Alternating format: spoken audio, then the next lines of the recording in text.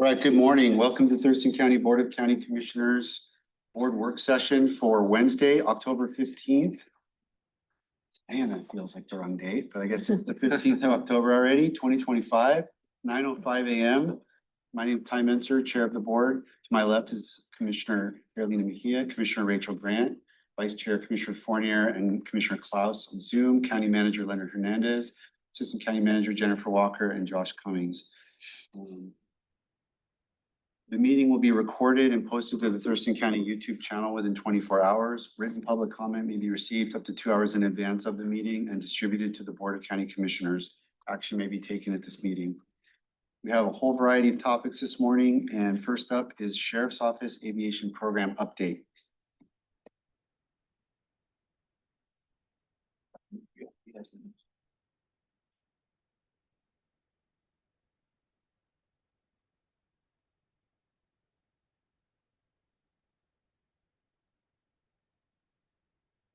Well, good morning. We wanted to give you guys an update.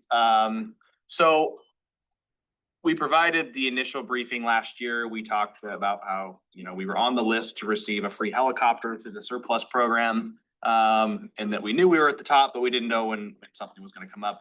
We ended up getting called and notified that there was a helicopter that was available. The helicopter was recently flown as recent as last year. It came from North Carolina from a sheriff's office who was using it for law enforcement purposes. And so the helicopter itself was free, the actual asset. Then the sheriff said, hey, listen, the helicopter has about $250,000 of equipment on it, including a spotlight. It's got, all the avionics. It's got high angle skids so that the helicopter can actually land in uneven terrain, like out in Capitol Forest and things like that. He's like, it's a lot of money. He says, I'll sell it to you for $10,000. So we cut him a check for $10,000 because the equipment is worth 25 times that. So the worst case scenario is that we would just sell that equipment and make a profit off of it. But so as a result of that, the helicopter got shipped whole up to Northwest Helicopters here in Tumwater. And the reason I hadn't brought anything back to you guys yet was that they haven't had a chance to actually pull the aircraft apart and examine all the mechanical aspects of it. Obviously what we don't want to have happen is they pull it apart and then, there's $200,000 worth of maintenance that needs to be done off the bat, and the program just never gets off. So as you guys remember, we talked initially that this entire aviation program is contingent on Helicopter Northwest. If they weren't offering services, then this would obviously be way out of our price point, especially now during all the budget issues. But given the circumstances that we're in, this was just a really good opportunity to at least keep working toward. So we can get right into the PowerPoint presentation because it'll answer some questions here.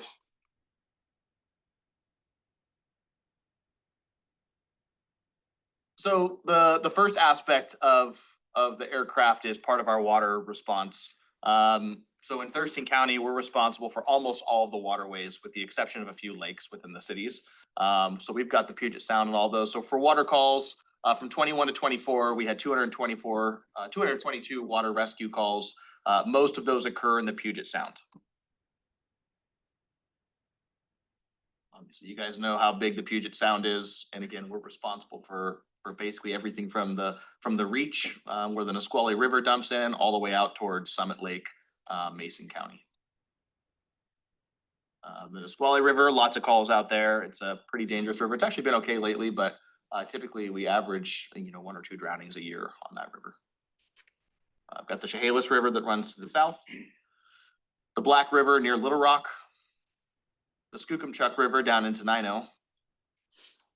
So our primary response vessel is the Integrity. That boat we are still resolving right now. It's been down for at least 3 years. It's our enclosed capsule, basically our kind of like sound boat because it gets really cold out there.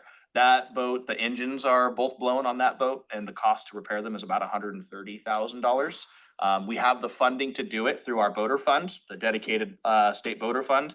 However, we did not want to put new engines on a vessel we don't own. The Port of Olympia owned the vessel. We recently got the ownership transferred into our name, so we are going to repower that vessel for our water response out in the Sound.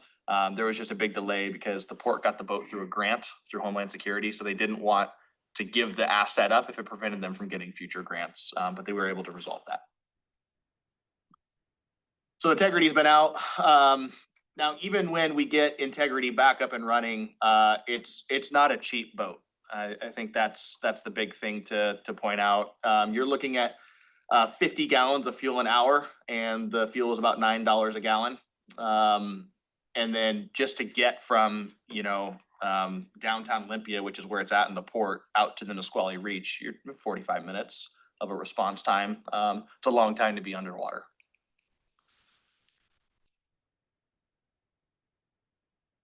So this was the aircraft that we got. It is a surplus from the military, but it's a training helicopter. Doesn't have any missiles. There's no machine guns. There's nothing crazy on it. This is what the Army uses to teach their new pilots. So for water rescue type stuff, obviously the benefit is that you can get anywhere in the county on a helicopter in 10 minutes. The manpower is less. The ability to assess incidents is more quick. A lot of times we get duress calls out in the sound about kayakers that are flipped over and appear to be drowning. And then we take the boat out there. We get there 40 minutes later. They've got their stuff turned back over and they're like, no, I'm fine. I just flipped over. That could be easily spotted by a helicopter and resolved much quicker than what it would take to get 2 deputies to launch that boat out there. The aircraft is actually far cheaper when it comes to burning fuel. So at 25 gallons of fuel per hour, at $7 to $8 a gallon. So the fuel is cheaper and it's burning far less and for less duration. The maintenance and pilot will be provided by Northwest Helicopter, which is a huge expense. They have a number of volunteer pilots, many of whom have retired from like the 160th SOAR.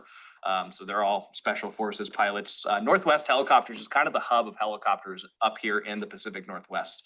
So they do a lot of the work where the linemen are addressing like power line issues. They're using their systems to take those linemen up and deal with like high level power lines.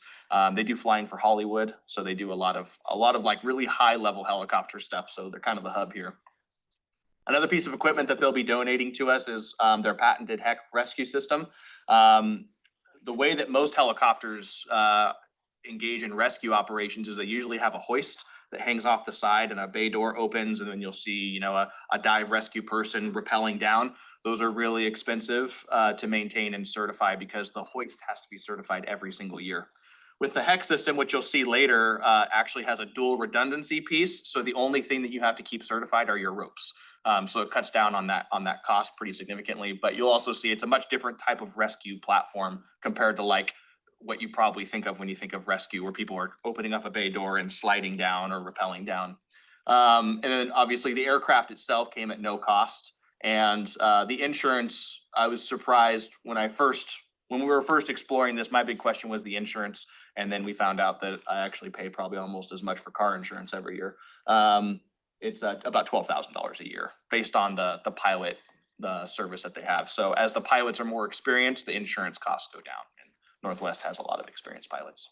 There are cons. It cannot be flown in extremely poor weather. It can fly in rain, but obviously when you start getting thunderstorms and things like that, you run into some problems. It's contingent upon Helicopter Northwest. And then obviously the public speculation of what a helicopter is used for and why we need it is probably the biggest hurdle that we've had to overcome. There are risks. We just responded to a helicopter crash, but ironically, it was helicopters who were responding to a helicopter crash that allowed us to find the helicopter crash. I mean, it's an asset that is used in and of itself. And then the insurance can fluctuate depending on pilot experience. So this is what it looks like in the Marine Corps. In the Army. So this is what they kind of look like. They're orange and white and got a black nose. And then this is what it looks like when they paint them and use them for sheriff's offices. So here's the HEC system that they are donating at $34,000. It attaches to the bottom of the aircraft. And then essentially what happens is that the pilots, they will take out like a dive rescue member, a SORT member. They will land in a field nearby. Let's say that you had a hiker who fell down a cliff in Capitol Forest, and this becomes extremely dangerous for our medical and first responder personnel to get down to them and rescue them. They would then attach themselves to the line, the HEC system, fly over, grab the individual in a basket, and they're able to lift them out of those crevices and hard to reach areas and drop them off somewhere safe where medics can get to them and get them airlifted to the hospital or wherever they need to go. The other half of this is the law enforcement perspective, which is pursuit mitigation. So in all of Washington state, there are approximately 4 aircraft. So every time that we get into a pursuit, we are asking for air support. It's by far the most effective way to mitigate a high-speed chase. I know everyone wants drones to be the answer here. They're not the answer. It's impossible to get a drone on a law enforcement budget that can go 130 miles an hour for a 100-mile range out of sight. All of our drones, even the expensive ones, are direct line of sight. So we're staying in the immediate area with the drone. I think our fastest drone maybe goes 40 miles an hour, 50 miles an hour total. It has a battery life of about 30 minutes. So you can understand why that's probably not very feasible. I know everyone wants drones to be the cheap and simple solution here, but they're not. It does provide an extremely high capture rate, a lower risk to all involved parties, lower financial risk to the county. It provides intel to law enforcement. It's great for prosecution of these crimes. The air unit's able to basically just follow our suspect without any emergency lights behind them until they park, and then we converge and take our suspect into custody. And then it provides clear and convincing evidence, and it's also good for locating missing individuals. If you think of a couple scenarios, well, one more recently was Smokey's airplane, where there were 2 autistic children who left their residence, and first responders were desperately looking for them because they lived on the Deschutes River, and Smokey was actually able to locate them in about 10 minutes of arriving on scene using infrared. Just last week, I got into a pursuit with a suspect that was going about 145 on I-5 northbound in Tacoma. It was a domestic violence on view scenario where a Chehalis tribal police officer watched a female get assaulted and thrown on the ground and then stuffed into a car, and then the suspect took off.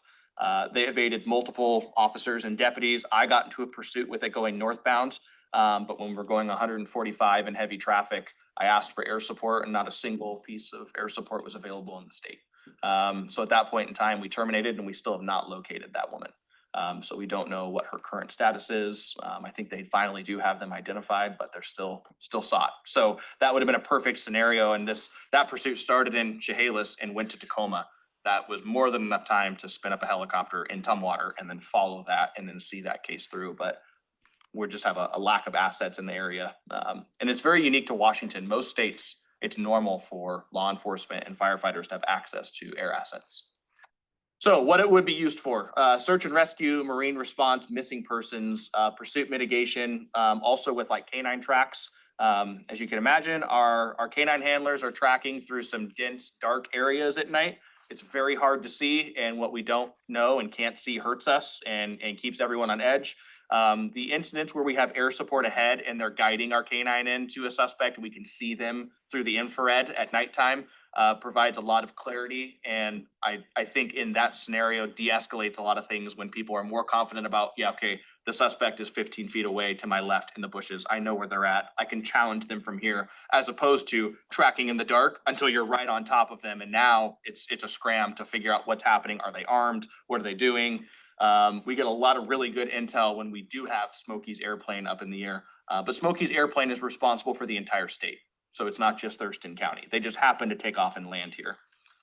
What it would not be used for, executive transport. You're not going to see me going to work with it every day, even though that would be kind of cool. Actually, I'm just kidding. I'm kind of afraid of heights. It's not like a heavy transport helicopter like a Huey. So you're not going to see the SWAT team rappelling out of it to take over a cannabis farm. Not that hasn't happened in the past. Sure. And protests unless there's a significant need for it, right? So we're not going to fly a helicopter around downtown Olympia because people are protesting.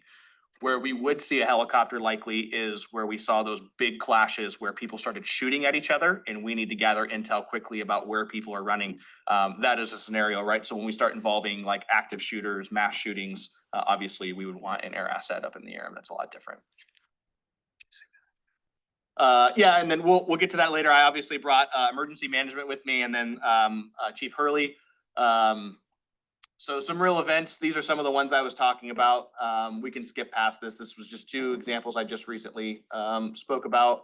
And 2023, we had a double homicide suspect fled into the Nisqually Wildlife Refuge after a car chase we had. In this case, it was very fortunate. We had King County's Guardian 1 and Smokey were up. And this guy had gone into the Billy Frank refuge and completely submerged himself in mud to where he was just breathing out of his mouth. But the airplane was able to spot that heat signature and guide the SWAT team in and take that person into custody. Really good example of the effectiveness of that tool. Otherwise, you're hand searching. And again, when you got people hand searching in the mud for a double homicide suspect, you're more likely, I think, for an adverse outcome where, force is going to be used because we get startled and scared. And then last week, the helicopter was used for the helicopter crash. So this is the actual helicopter that was delivered. So this is what it looks like. Again, it's just OH-58 that's been painted. That's the inside of it. Came with all the electronics and everything in it. That's when it got prepped and delivered.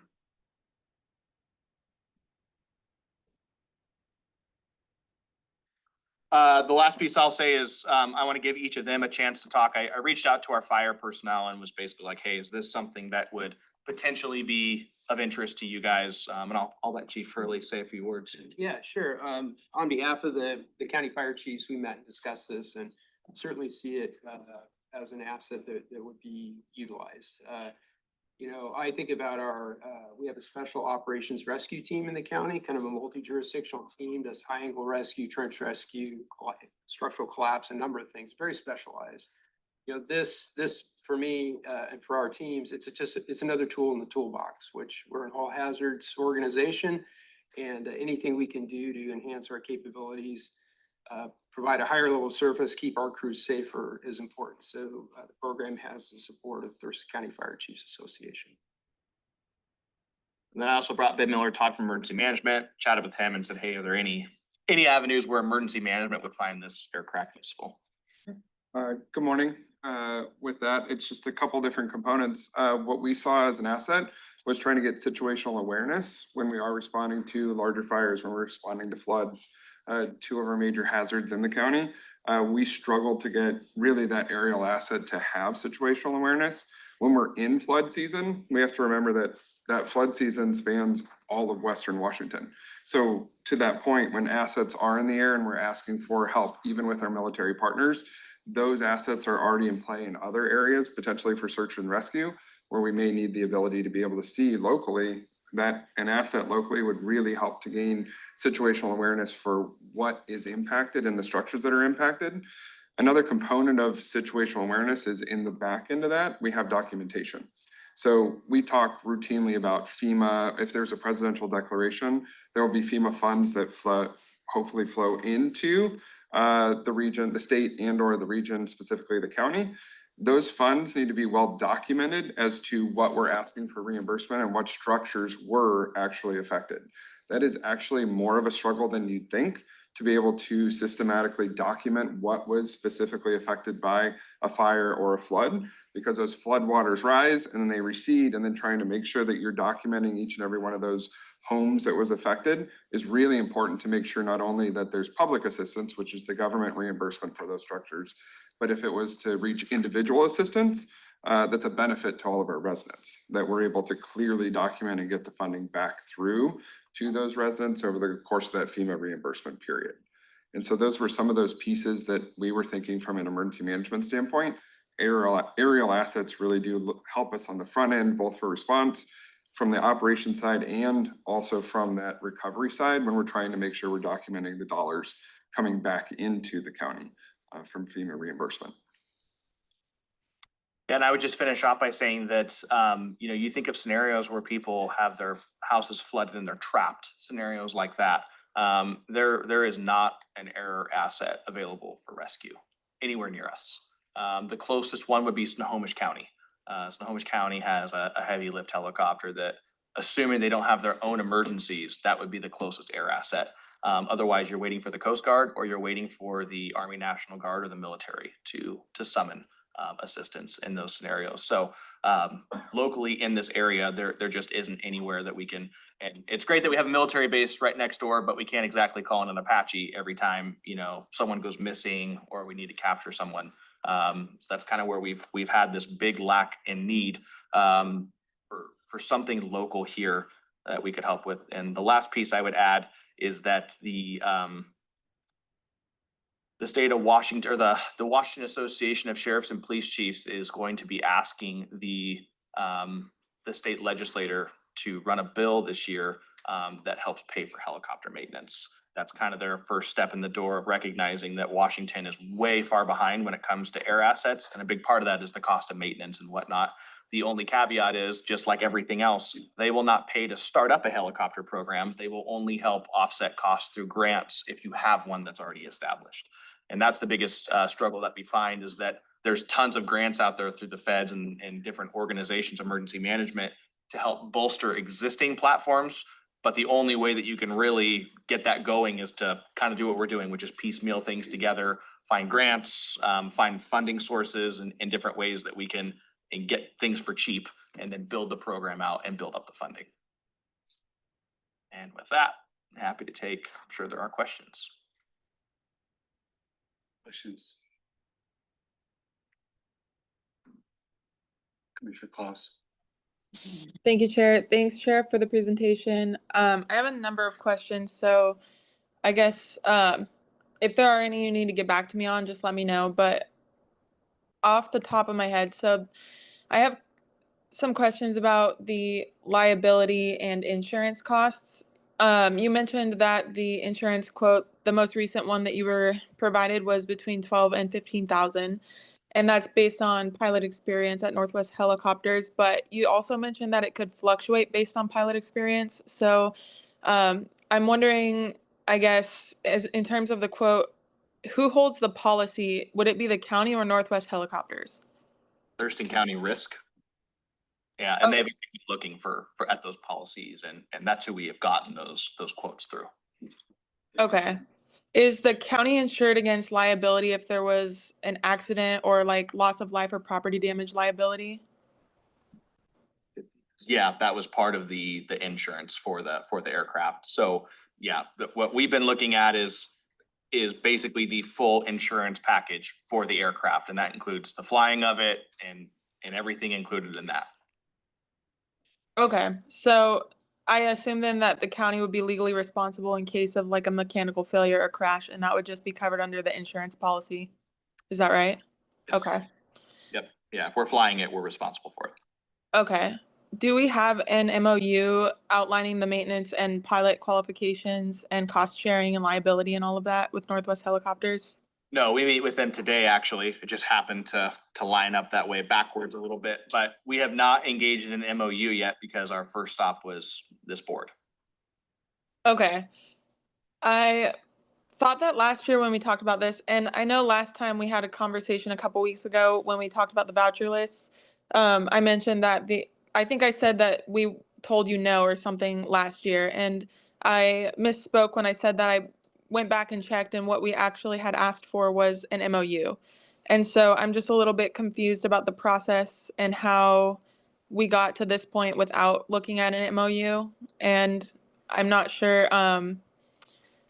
like in terms of procurement policies, I know that the asset itself you mentioned was a donation, but I know that the transportation from North Carolina or South Carolina to here was about 15,000.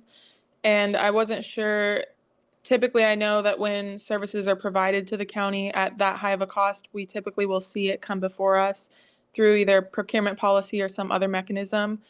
Is there a reason why that didn't happen for this? Was it based off of the fund it came out of, like it's public safety tax, or does that have nothing to do with the process? It didn't exceed $50,000. So we don't bring things before the board that don't cost more than that. That's the RFP trigger point where we would need to come before the board. Below that, each of you set me a budget and I spend the money. And if it's over $10,000, I have to get 3 phone bids. We did that. We chose I don't know if we chose the lowest bid. I think we chose the bid that included insurance on the way for transport. So we wanted to make sure the aircraft was insured during transport, but we follow the county procurement procedure for a cost of $15,000, which requires three bids. It does not require commissioner approval. Okay. So when the additional pieces of equipment are on there and the expenses are like listed in the voucher list as one line item, I guess I was a little bit confused about the expenditure side, because based on your presentation, those pieces of equipment that were on it were basically donated or like sold to us for a really good price. But when you add all of those things up, it does kind of creep around like the 40-ish, 45, $50,000 range. And I was just wondering why they were calculated on that warrant list as one item each when it sounds like they were all a package that was already included. Those are different expenses. So the purchase of, for instance, the equipment that was already on the helicopter is 10,000. So that's one purchase. The transport is 15,000. That's a purchase. It's not all, but we didn't just go to one vendor and bundle everything together. Those were individual purchases, and therefore we followed the procurement policy for each of those individual purchases. Okay. Do you know how much the maintenance costs are gonna be? I do not. That's the conversation that we have with Northwest. I don't know what their average annual cost is to keep King County's Guardian One up. That's something that they maintain for King County and their contract with them. So that's part of our agreement. Again, if we were gonna come before the board and say, hey, listen, we need $500,000 a year for helicopter maintenance, obviously we wouldn't be doing that right now. So that's why this entire program is contingent upon basically their help. Okay. All right, well then I look forward to hearing the update after you've had a chance to meet with them. It sounds like there are just a couple ends that need to be tied up there. And I appreciate the intent to improve search and rescue and pursuit mitigation capabilities. I just want to ensure that county's fiscal and legal responsibilities are fully clear before we move forward with any aviation related commitments. Although I know that that's within your purview, we just kind of hold the purse strings essentially. So really what I'm like mostly concerned with is the fiscal and legal responsibilities that the county has by taking this on. And I was wondering that you mentioned that drones just don't have the capability to take care of the tasks that you're going to be using the helicopter for. And I know for me personally, I don't know about other commissioners, but that's the number one question I receive when people talk to me about this. They wonder why we can't use drones. And you mentioned that there's not really a drone that would work within the sheriff's budget. So I was wondering if you could tell us a little bit about how much drones cost that could potentially reach this level of capability. At first glance, looking at it online, it looks like really, really highly capable drones that can last up to 120 minutes are around $10,000 to $12,000. But that's just a really quick first glance. You probably know more than I do on that. Yeah, so we have some expensive drones, and there's a time and a place for drones. We have used them quite extensively in scenarios, but their most effective practice are when people are on foot.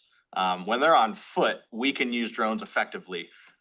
When they get into a car, it's pretty much game over with a drone. The issue with that is that most of our drones are emulating small helicopters. Basically, they're rotors, and they buzz around, and you hear them. Where you really need to get to with a car, and I doubt anyone wants to see this, is like a military surplus, like Predator style drone. You need a drone that flies like an airplane, not that hovers. And so I know there are a couple companies that are working on law enforcement related drones that actually fly like airplanes. They don't hover. And they do reach, high level speeds, but those are all prototypical. You need FAA pilots to pilot them.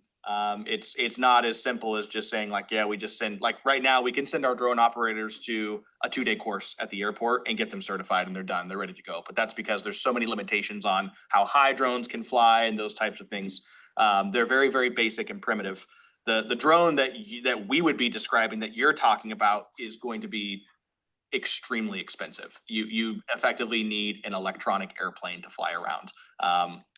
It truly is like a military style drone of what we currently see for that level. And like I said, there are some private companies that are starting to entertain it for law enforcement.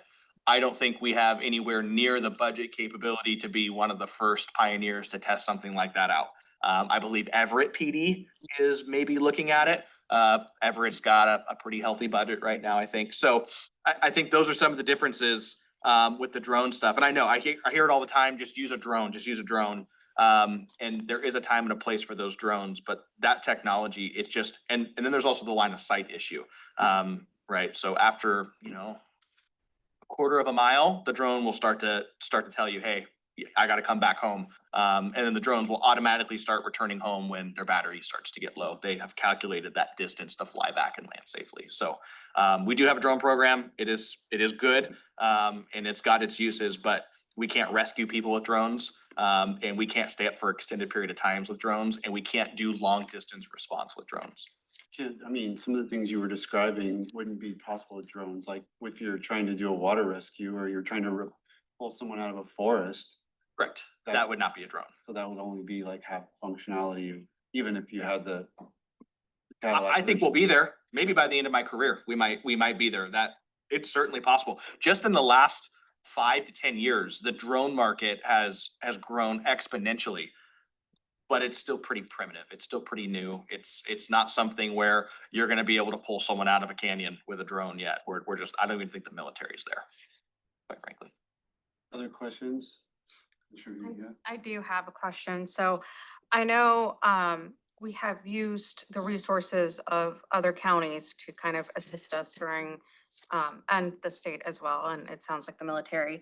I'm wondering, when an emergency happens, like, are we gonna be doing that as well? Like, are other counties gonna be calling our aviation program for this? And then the prioritizing the use of the helicopter, like who gets first dibs on it? Like, if there is multiple events going on, knock on wood, does not happen, right? Like where, A flood and a pursuit. yeah, who is going to get dibs on the helicopter? So I would say initially with this program, we would be selfish. Right? I think about in the future, okay, so the helicopter is flight worthy. We have pilots. I would say the first 6 months are nothing but training to get staff acclimated and work with our partners over here because they're on the ground. It's not just, oh yeah, we got a helicopter, now we're good. There's gonna have to be some collaboration and training going on there. But I think for the early stages of a program like this, as much as I'd love to give back to State Patrol in King County, I mean, they have donated hundreds, maybe millions of dollars in flight time to us. I think at first we have to be selfish and get our stuff dialed in. But yeah, I think as we grow in the future and we start getting grants and things, a lot of the grants come with those strings of, hey, we're gonna give you $1 million for your helicopter program. But if someone calls you in Mason County because they have a flood, we'd like you to help out. So that's where some of the strings start getting attached with the federal type funding. But I think initially, just to get us off the ground, our goal would be to really get some solid uses out of the helicopter and prove it's a viable program and that it's worthy of keeping around. And then once we start getting additional funding, and again, we're going to be looking at all the different federal type funding, and we'll see if WASPIC is successful, and going from there. And then what was the second question? The second question is like who prioritizes, like who gets to decide what emergency, like there's a flood and then Yeah. there's a pursuit and something else. It would be this, just like State Patrol, they prioritize based on priorities of life. So the areas where we have the highest liability of life are gonna come first, and the areas that are less so. If we have a flood going on and someone's trapped on their roof in swift water, and then Lacey has someone run from them in a stolen car, we're gonna prioritize the flood, right? Because that's the area where you have an immediate potential loss of life, and we'll get the stolen car later. And you see that a lot with Smoky State Patrol. Even when they are up, you've got, throughout just Thurston, Pierce, and King and Snow, you've got 4 major counties with thousands of police officers in them asking for help all the time. And so they fly around and they're like, yep, we caught that one. And then they fly around to the next one and like, yep, he's right there. That's what they do all night long. So it would be based on priorities of life. Thank you. Commissioner Fournier. Thank you, Chair.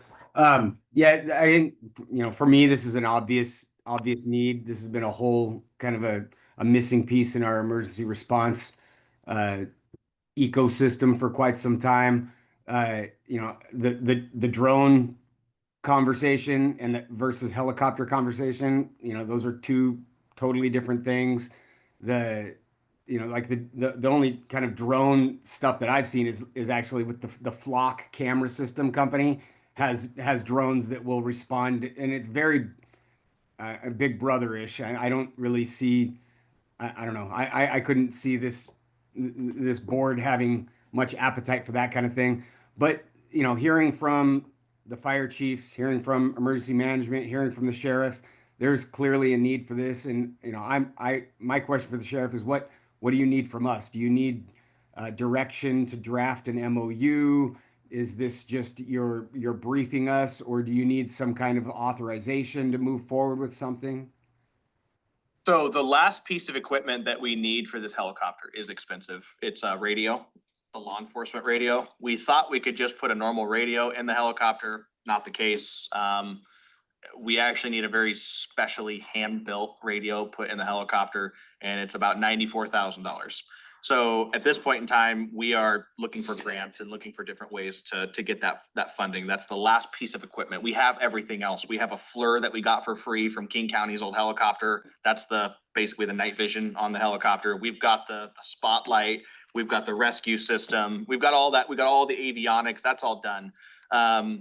The one thing I will say, and I was thinking about this, I guess our request would be, we've had a lot of people reach out who want to donate directly to this program, but we don't really have a way to harness those funds and count them. So I guess our request to the board and to the budget team would be the possibility of creating just a small, like an aviation fund, where we can start to take donations in and dump grant money into to help offset some of these costs and pay for those types of things. We've just had a lot of people who are like, I don't really want to just donate to the general fund and then hope that the money gets where I want it to be. They're looking for a way to get those funds directly to an aviation program. So if it's a scenario where we can fundraise to address this, I would think that would be pretty potent. We have just received one donation for $19,000 and another donation for $17,000. So we've got some high-level donors who are interested in seeing a program like this thrive and succeed. But there's not really anywhere. We've just been putting that money into like the public safety sales tax. And then it comes across your voucher list as a expense to the public safety sales tax. But we're like, well, there were donated funds in there. So I guess How do we set it up for the because we do something similar with the canines, right? Where that's a foundation. how is that set up? That's a foundation. So that's different. Okay. We have a nonprofit foundation that people donate to, and we use those funds to purchase dogs, equipment, that kind of stuff. This one, I don't really want to set up an aviation foundation. That sounds weird. But if there were just a fund, we could put the money into. As I've been digging around multiple counties' budgets these past 2 weeks, I saw a line item in several counties, and I'm wondering if you can reach out to maybe some other sheriff's office where they had a sheriff's donation fund that was a different line item. And so if other counties have something already equipped like that, if you can ask your peers and kind of let us know how they were able to like set it up. And I'm not sure how it works with a governmental agency receiving like those kind of donations. So Sure. Yeah, I think that would more than fit the need. Again, if people want to donate to this and it relieves any kind of burden that we have to go find that money through grants or whatnot, then I think that would be helpful. So I wanted to ask, so the need or the value I definitely see. So when we just tick through like the expenses, just so I have them in one place, because we've been talking about them in different, and it's because this is an unusual arrangement with Northwest Helicopters and all the donations and stuff. So $12,000 to $15,000 a year for insurance, the fuel that's needed, we pay for as we use it each time. Yep. This radio has to be dealt with through either donations or grants one time. Every time it's used, I mean, you're saying that Northwest Helicopters will do maintenance on, I mean, what is it that, what's going on there in terms of what are they getting out of this and what are we gonna get billed for ultimately, like over time? Yeah, it's the owner, I believe, who's just donating his So it's like a, resource. kind of like a donation. I think one of the kind of the perspective I get from the owner is that, you know, Northwest is this great big giant in the helicopter world. And they do all these high level helicopter things, and then the county that they work in doesn't have anything. So do I think that Northwest is gonna donate this forever? Probably not. Do I think that, as far as like maintenance, do I think that as we build the program in and start getting grant money in different funding sources? I think that's where they're trying to help us. That's how that's how King County got started. They got started with a surplus helicopter. Some donations came in, they got it running. Now it's this basically giant, and they're basically the number one source for air support in our entire state. When it comes to a helicopter, and they're extremely useful. I'm sure they keep the stats and we can pull it from them, but how many kidnapping suspects they've captured, how many murder, I mean, I'm sure it's enormous, the value that they brought to the entire region. And we're super grateful when they come down here, like when our deputy got shot at 15 times in that car chase, they were down here within 10 minutes because they were already up that day, but that's pulling them away from King County. And it's King County taxpayers who are paying for their helicopters, so. Yeah, so the funding piece of that there is that I think Northwest is getting good press out of it, sure, I think that's real. And they're donating it, so it that all is good for public image. But I also think there's just a desire to see an air asset here where they're located. I remember last year, sorry, last year because I remember he came in and talked to us, and I think part of it was he gets to keep the plane. That was the That old. was the old program. That was the old, okay. So back in the day, we had a helicopter, we actually had a couple. Yeah. And that was how we did it back in the day, was that he would bill the maintenance towards the value of the aircraft. And then when the aircraft was basically through its life, he got to keep the aircraft. And then the county would basically be back on the list to get another surplus. That was kind of the old agreement. This time he's like, I just want to get the program up. Okay. And just one thing to add to that, the helicopter, I mean, just like a patrol car, right? You use it, there's certain maintenance that's gonna have to be done, oil changes, things like that. It checks on it to make it flight ready the next time. So as we do those, obviously there'll be some maintenance bills and that come across that, and we'll, through that MOU, figure out what funds we're gonna use to pay for that or whatnot. But they're not astronomical. What is astronomical for the helicopter is, say, the rotor blades time out. And now we need new rotor blades, or we need a new engine.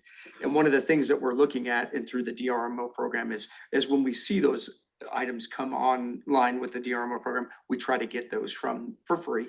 And so those are the big ticket items that are gonna be, oh man, we need a new pair of rotor blades for this thing. They're $200,000.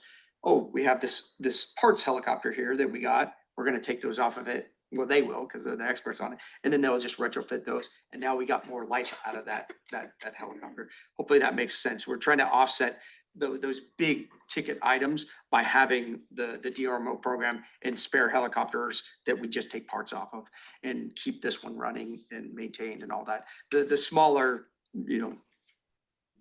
oil changes, things like that, those we'll just fund those out of the different budget funds that we're using for it. So, but hopefully that helps with a little bit of that maintenance part. And then like pilots, so like you're saying that you would not be staffing, they would be providing people to fly it? And so is there an agreement that like there's always someone available? I mean, you need it on an emergency basis, like you can't, you really can't be in a situation where, oh, everybody's out doing other work. Yeah, back in the day, it took about 15 minutes to get a pilot on scene and get the helicopter up in the air. And that's if no one's there. That's if no one's available. It was about a 15-minute wait. But there are a number of pilots who have reached out who work there who are like, I want to fly for you guys. I'm going to volunteer my time. I'm not getting paid to do it. They're hired, 1/60th guys who just want to come fly for the sheriff's office. Where we would provide deputies on their own time or whatever would be the operating like the FLIR in the passenger seat. So they won't fly the helicopter, but they would work like the radio. And that was one of the things that came up with the flight hours and the insurance, and I'd have to defer to the risk for the insurance parts. But most of the pilots at Northwest Helicopters have thousands of hours. I mean, they just got done flying all season for fires and all that. So that's where we really benefit in that partnership, that there are thousands of hours of flight experience make it that we get the reduced rates in the insurance.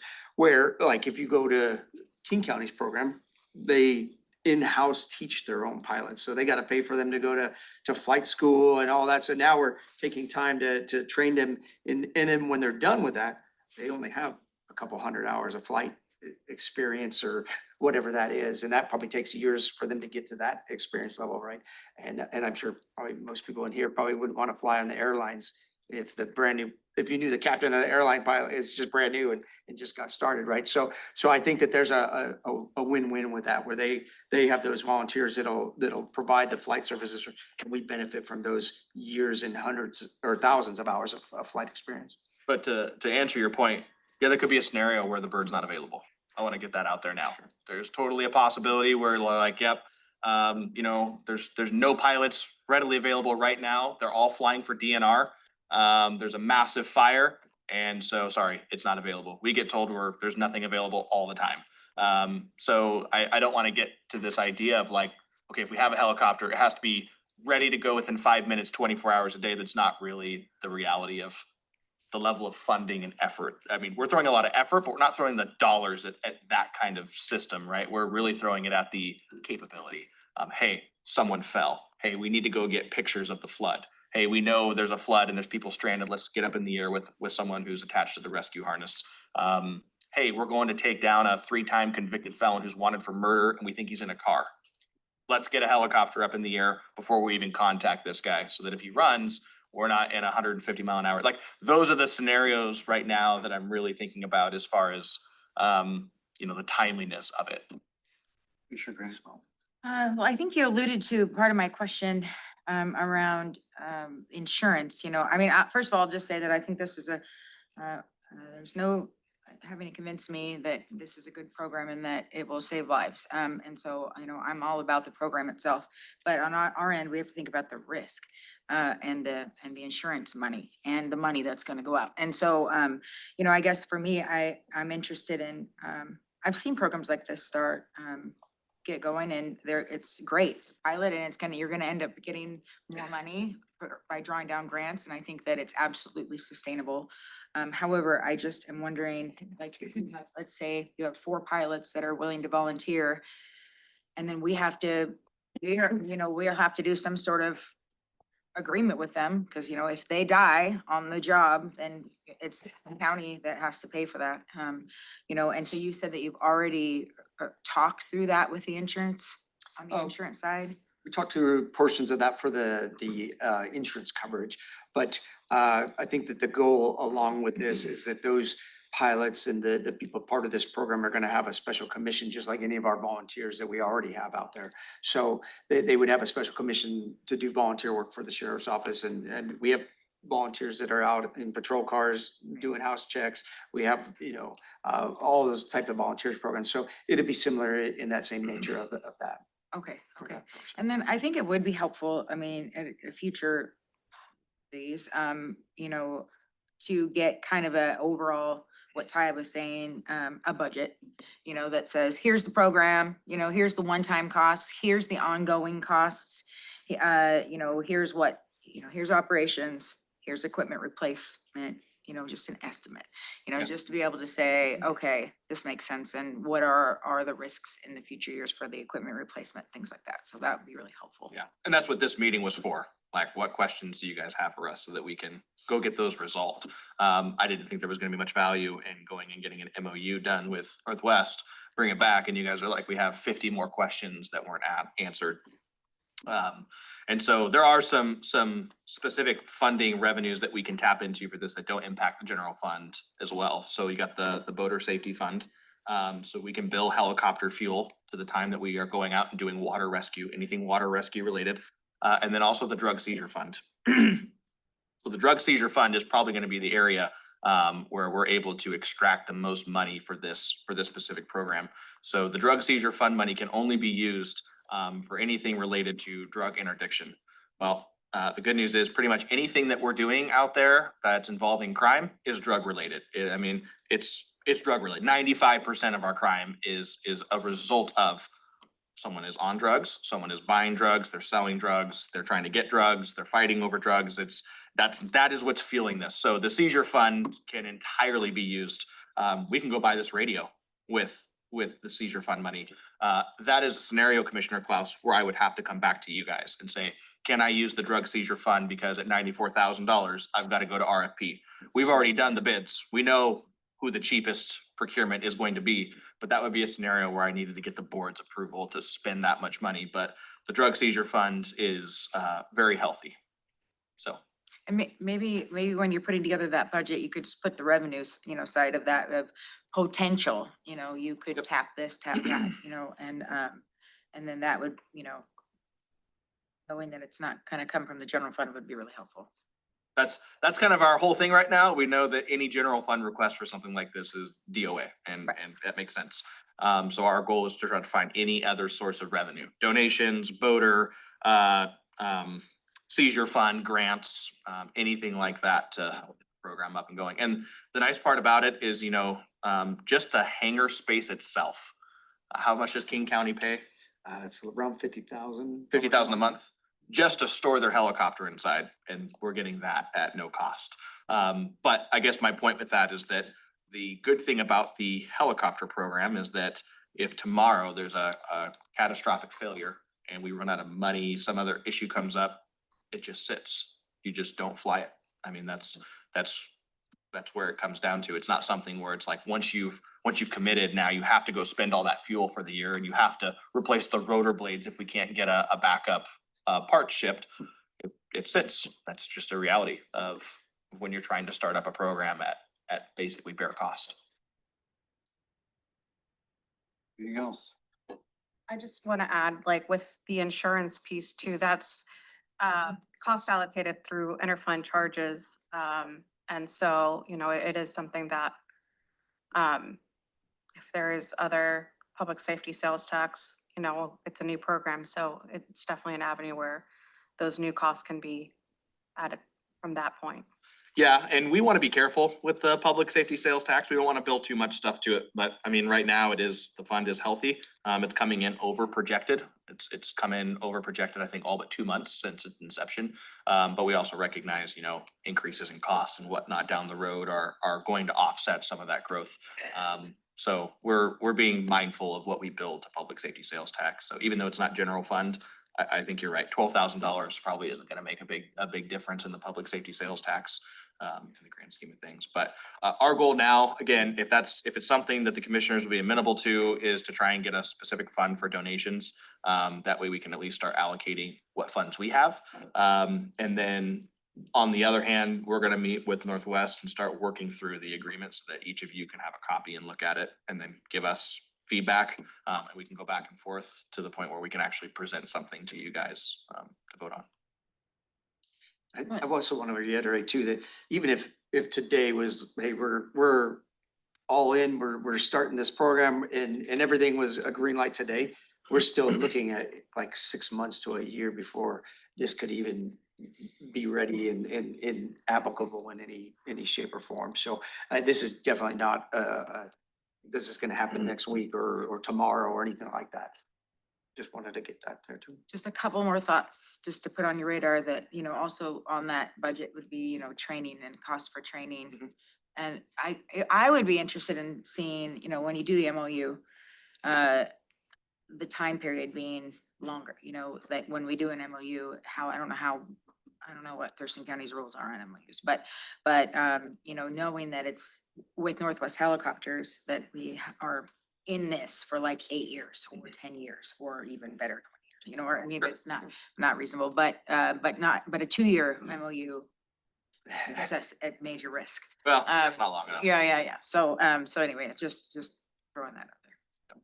Yeah, we'll work through those details. And again, I haven't even gone and seen the helicopter yet. I've been just too busy. So today is our first day to actually even go look at it and see it in person. So, but yeah, that was kind of the order of operations and it was a little confusing, but it didn't seem worth it to not even to start all these conversations and then not even have anything I mean, when the helicopter comes up, they call you up and they're like, do you want this? Because if you don't, we're hanging up and we're calling the next agency it's a nationwide list. So we got it up here. And again, I'm confident now that even if nothing moved forward, we would make a profit off of. We would give it back to the military and we would take all the equipment we purchased off of it and sell that to another aviation unit at cost. So we're in a good spot currently. Commissioner Fournier, Do we need a motion to authorize the establishment of a donation fund? I'm not sure how this, is this something that we need to authorize it at the board level, or is that something that the sheriff can establish on his own? I think we need to research it, and we can partner with the sheriff's team to go out and figure out what other counties are doing, and then come back with a joint recommendation for the board. Okay, so I would like to make a motion to give direction to county manager and staff to work with the sheriff's department to do that research, looking into the donation fund. Okay, is there a second? I'll second it. Discussion on that motion? Commissioner Klaus, you had your hand up before. I don't know if you wanted to speak to the motion, or I can get to you after the motion. Yeah, you can get to my question after the motion, but in terms of the motion, I'm just wondering if that requires a motion or if that's just staff direction. Staff direction would require a vote as well. I'm just gonna jump in and say, we've gone round and round and round and round with the prosecutor on what requires a motion, what doesn't require a motion, and I don't think there's an answer.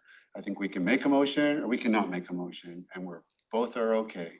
So the motion's there, so we're gonna handle the motion. Is there any discussion on the motion? I'll call for a vote. All in favor, say aye. Aye. Motion carries unanimously. Commissioner Klaus.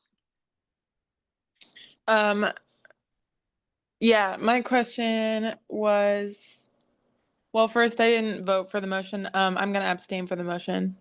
Okay, sorry, thought I heard you. That's okay. And then my question was about the search and rescue versus pursuit mitigation. Last year when we were presented with this program, my understanding was that the pursuit mitigation might be a future consideration once the program was established. And so I was just wondering, Sheriff, if you could clarify, the emphasis appears to have shifted, but maybe it hasn't. Can you just clarify the current plan for the timeline for pursuit related operations versus search and rescue? Are you going to prioritize search and rescue, or are you kind of working through both options right now? So when I first presented that to you, the driving factor behind that was the source of funding for the fuel. I don't want to come to the general fund and say I need $100,000 a year for fuel when we're cutting from the general fund. And even at that point in time last year, like general fund has always been kind of like, if you can, leave it alone. Now that we've identified that the seizure fund can be used for the law enforcement aspect of it, I think we're 50-50. I wouldn't say that we're prioritizing either or. It's just that that's the mission profile that we've decided we would entertain, right? The pursuit mitigation, canine assistance, patrol assistance, and then search and rescue medical efforts and emergency management. Like that's the profile. So as long as we have the money to pay for the profile, I don't see why we would limit our use for that profile, if that makes sense. When I initially told you that we're really just gonna focus on search and rescue, that was because at the time, the only fund that we were really identifying was boater funds. And I can't use boater funds to then go out and help the canine unit track, a DV suspect. That would be inappropriate. So now that we've identified another fund source, that's the only reason I think that it wouldn't make sense if we've got these high-speed chases, we've got these major needs to assist, and we just leave the helicopter parked, even though it could be used and we have the funding and the staff to do it, if that makes sense. Okay, thank you. I see a lot of public safety value on the pursuit issue. I mean, Yeah. when all that was controversial in the legislature, I did research on, like the civilian casualties and all that stuff related to pursuits, and that really worried me. Which is why we, helped with some of the new technology you guys asked for. And this, Yes. I think, I can see cases, and you've given good examples where I think that could really save lives, like Yeah. all kinds of lives. Yeah, and it's People involved in the case, but other 100%. people. Yep, and it's one of those areas where we've tried to multiply the tools that we have around that issue because that's you're exactly right. That's the last thing I wanna see is someone hit and killed in a pursuit, especially if they're not even involved, especially if they're just trying to get home or go to the store, go to school, whatever it is. So, you know, on one hand, we've got the grapplers and those devices, and then to add in the air support piece, there's just not a more effective tool than the air support. The grapplers and all those things are great, especially when timeliness, when you can just get up there and get it done. But like the pursuit that was going into Tacoma the other day, no one ever caught up to me. I was 2 minutes ahead of the closest unit at those speeds, and I'm not gonna pit the car at 140 miles an hour. I'm gonna pit myself if I go that fast. There's no air support, and there's no one even ahead of us to spike the car. He's going through all the shoulders. You would never be able to guess that through all the traffic. That leaves one alternative, and it wasn't available. So, you know, tough decision, but we terminated. And so I agree. I think that there's a huge aspect of the ability to turn off all of your emergency lights, disappear from sight, and let them think that they've gotten away. They pull into their house, perfect. Now we surround and call out the house and take them into custody where there isn't that risk of bystander fatality. All right, so I think we got this covered. Thanks a lot. Very good. Good Thank you guys so discussion. much. I appreciate the time. Thank you. Thanks, Jared.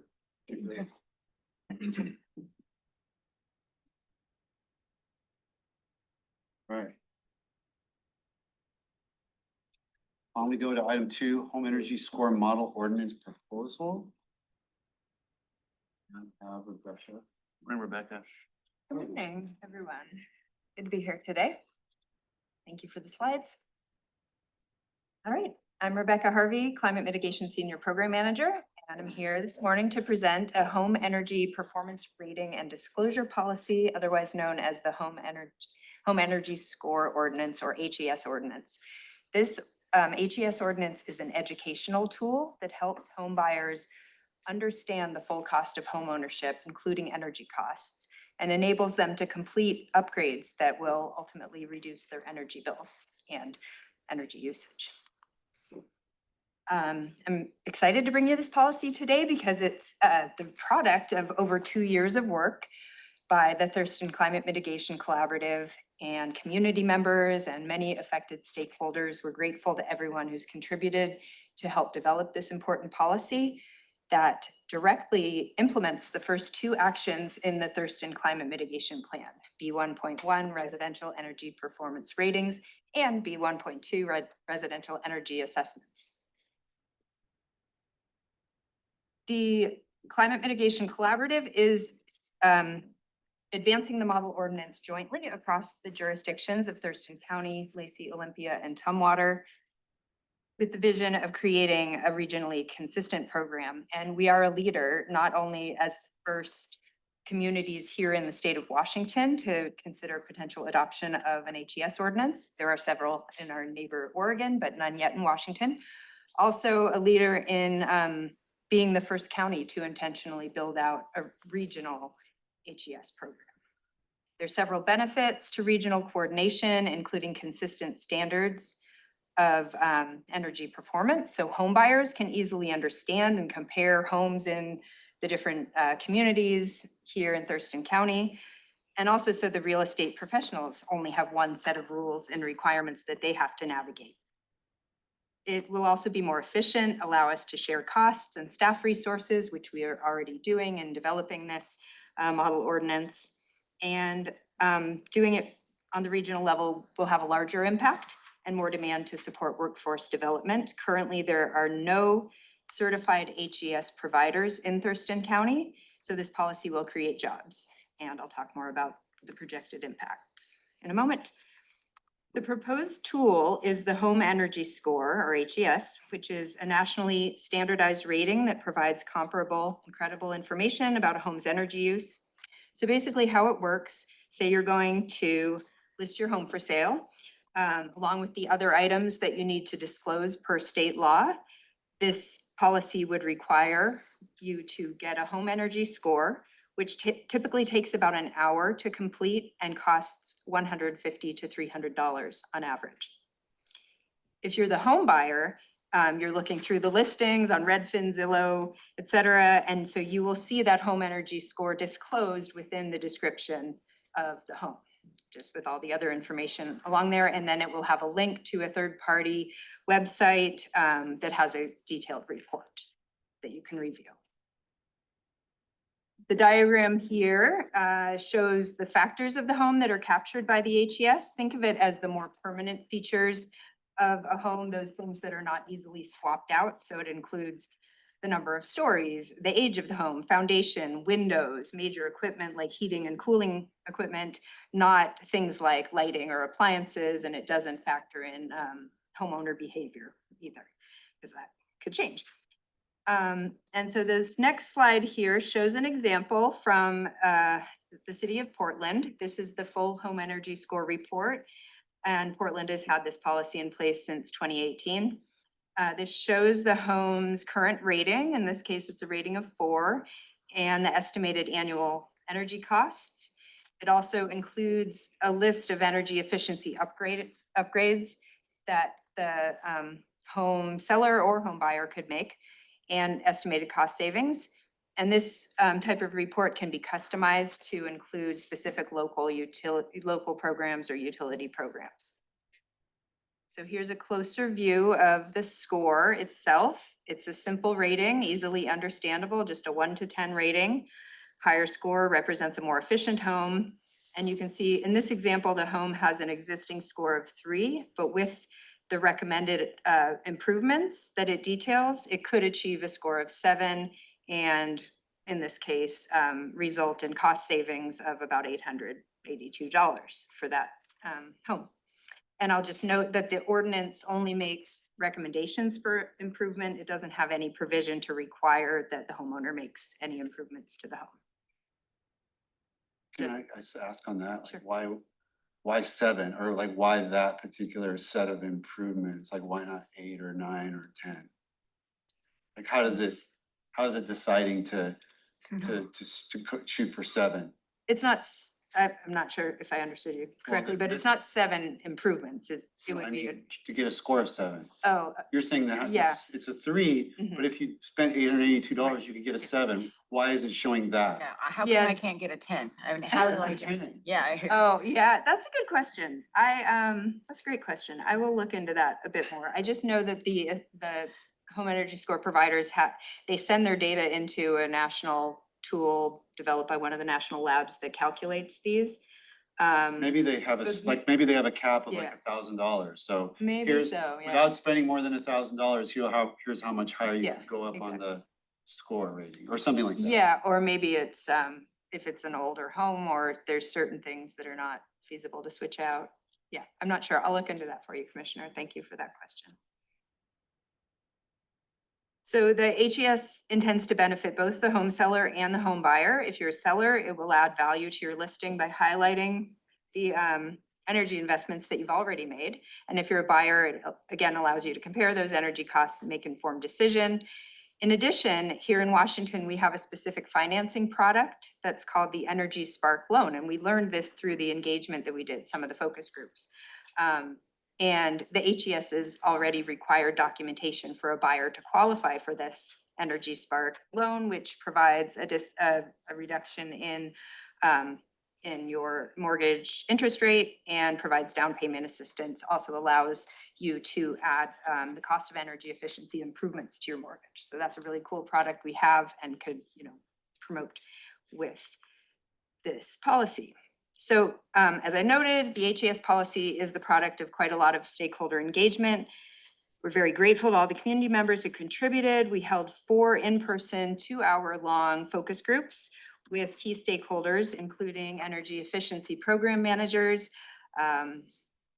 home energy service providers, low-income and affordable housing service providers, real estate and home financing professionals, builders, and contractors. And we also engaged the TCMs, the Thurston Climate Mitigation Collaborative Community Work Group and Executive Committee. And thank you, Commissioner Klaus and Commissioner Menzer, for your service on that committee. Your packet has some of the details of this background research and the one-on-one interviews and focus groups that we conducted. Was that just in the last chunk of time? That was just about a year ago. Yeah, so because I participated on a set of stakeholder with the TCAT sponsored like 4 years ago. Oh, We had like 4 different stakeholder group meetings and I participated with realtors and developers and so in terms of just getting this issue teed up, and kind of how it led to it being selected by the collaborative as a priority. So, I mean, a lot of work's gone into this. Yes, thank you for adding that background. Yeah, before any of you guys were part of this, we were Right. working on that and it was some really good stakeholder meetings, like some of the best that I've been involved in. Yeah, the ones we had last year were also really great, insightful, and the summaries of those are in your packet to review. So all of this research and engagement was applied to develop the draft model ordinance, including the specific policy concepts listed here. My intention today is not to go through the policy details, but rather to have a more general discussion and just seek your direction to review this ordinance with staff for implementation details, and we can come back at a later briefing for your direction to discuss some of this in detail. If any of you would like, in the meantime, a deeper dive, reach out to Leonard and we can arrange that. Question. Yes. So do we have a bunch of people out in our community that do these assessments? No, we do not yet. There are no, there is a certification, a national certification through the US Department of Energy. There are none yet in Thurston County. There are several down in the Portland metro area because many of the jurisdictions there have mandatory policies in effect. It's part of the supporting program for this program would include recruiting and training those folks. And they're likely going to be home inspectors or energy professionals already that can do relatively short training to develop that certification. So the workforce development is part of the policy or the program. And we learned in my stakeholder groups 4 years ago that there were people just waiting, like there was no program yet. Right. But there are people like, I can do this, or I can easily get certified. So if you guys pass this, like we had 2 or 3 people actually that were basically telling us, we'll jump in and be available if you guys pass this ordinance because we have the expertise. We did just talk to program managers in the city of Bend, Oregon, who was a bit of a trailblazer as the first non-Portland metro community in the state to adopt the policy. That a lot of their community members were concerned about the workforce and it ended up not being an issue at all. They have way more providers trained up than they need for the demand, so. All right, so we went a step further and used a publicly available calculator to estimate the policy's impacts in its first year. This calculator estimates low, moderate, and high impact scenarios. I just included the moderate impact here for simplicity, but they are all included in table 6 in the policy review memo in the packet. So this shows that for all of Thurston County, within the first year, about 2,800 homes would be expected to be rated, and about 568 of those would then do some voluntary retrofits. That's based on about a 20% assumption of how many people, when they have this information, would go ahead and do some of that work. And that would save over $300,000 total in homeowners' utility bills, reduce about 586 tons of greenhouse gas emissions, and increase total real estate value by over $14 million. Some Yeah. questions on this. So how will you choose the homes to rate? The ordinance requires that homes be rated at time of listing. So basically it would be by the houses on the market, is that? Anytime a on the house market. is Any house on the market would listed be on the market. rated on, and I'm wondering though, then, like, how will you get like a clear, if it's by houses on the market, right? Like, how will you get a variety of homes just based on that piece? And variety on area, homes, social, economic, like, It's meant as an educational tool for folks who are buying the homes, and the time of listing was through the stakeholder engagement we did was the strong preference for when what the trigger event would be. some jurisdictions have a trigger event at time of closing, but that's too late for the buyer to be able to compare homes, so there's a strong preference for time of listing.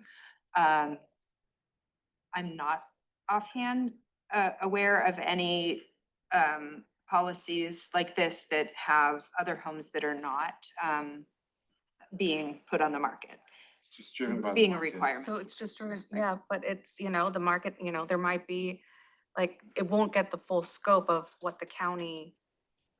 It'll slowly, as each person sells Yeah, their I mean, house, it'll it's just. just it's a less intrusive way. I mean, you could pass an ordinance to say, everyone's gotta go out and get this thing and do this. I mean, that's much more heavy-handed.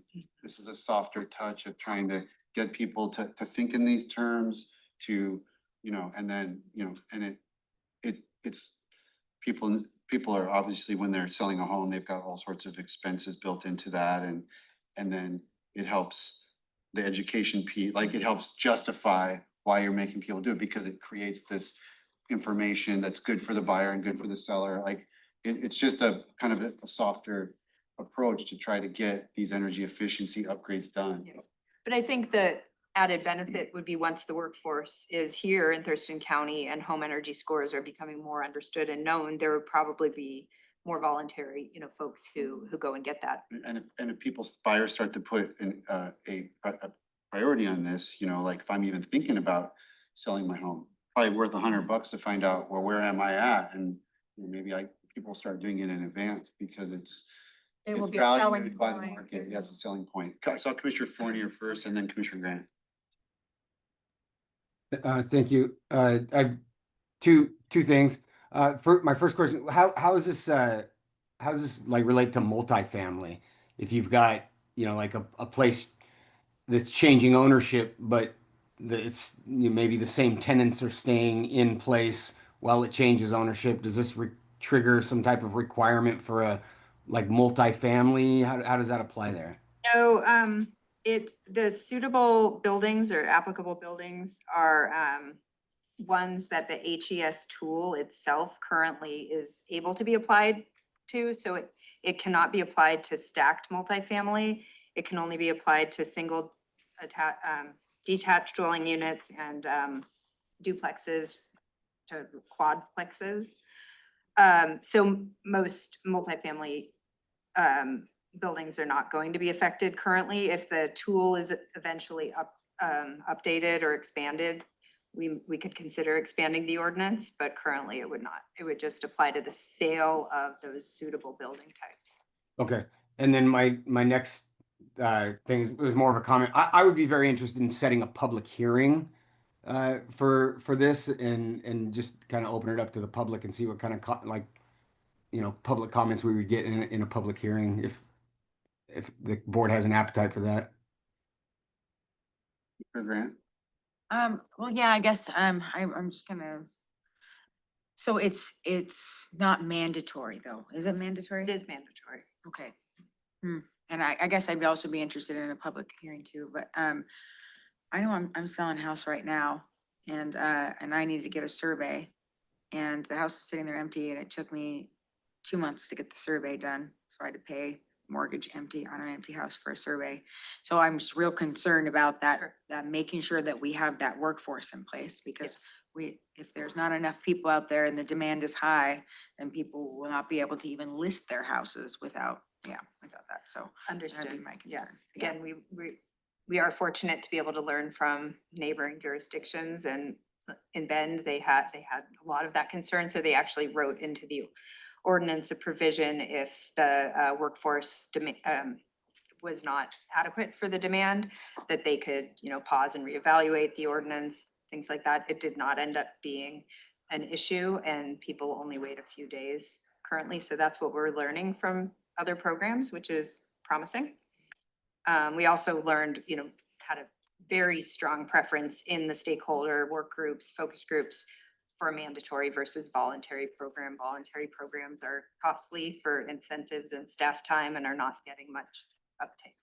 Right. And I will comment that I think this is great. I think for two reasons: that I love the idea of a trigger. When you said the trigger event, that that at the moment in time when someone's buying a house, then they're going to be given this information, which is really important.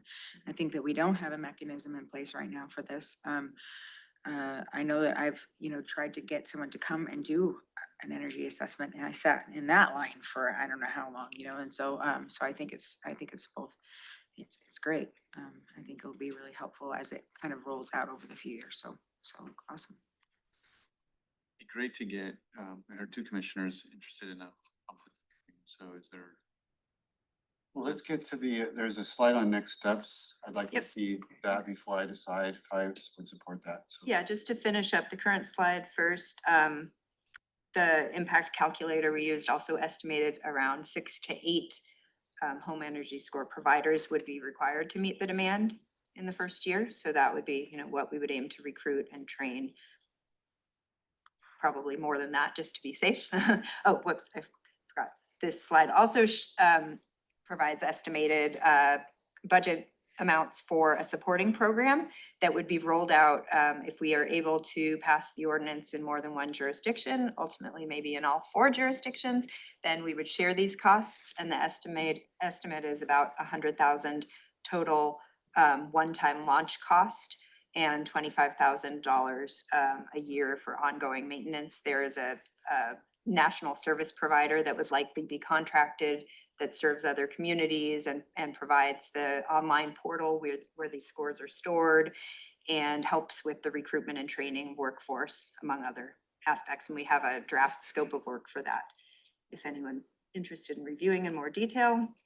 So our next steps are just today not to make any decisions, but hear your feedback and ask for direction to go back to the staff departments at the probably CPED and definitely CPED and other potentially affected departments and have some conversations about how this would look implementation wise, and then bring it back for further consideration.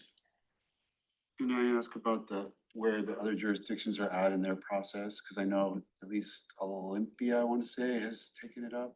Olympia has had 2 work sessions on it in the spring, and kind of wanted to see where the other jurisdictions, how it would shake out a little bit, or just kind of waiting for us to have the conversation. Tumwater is discussing it internally. They've had more staff level meetings.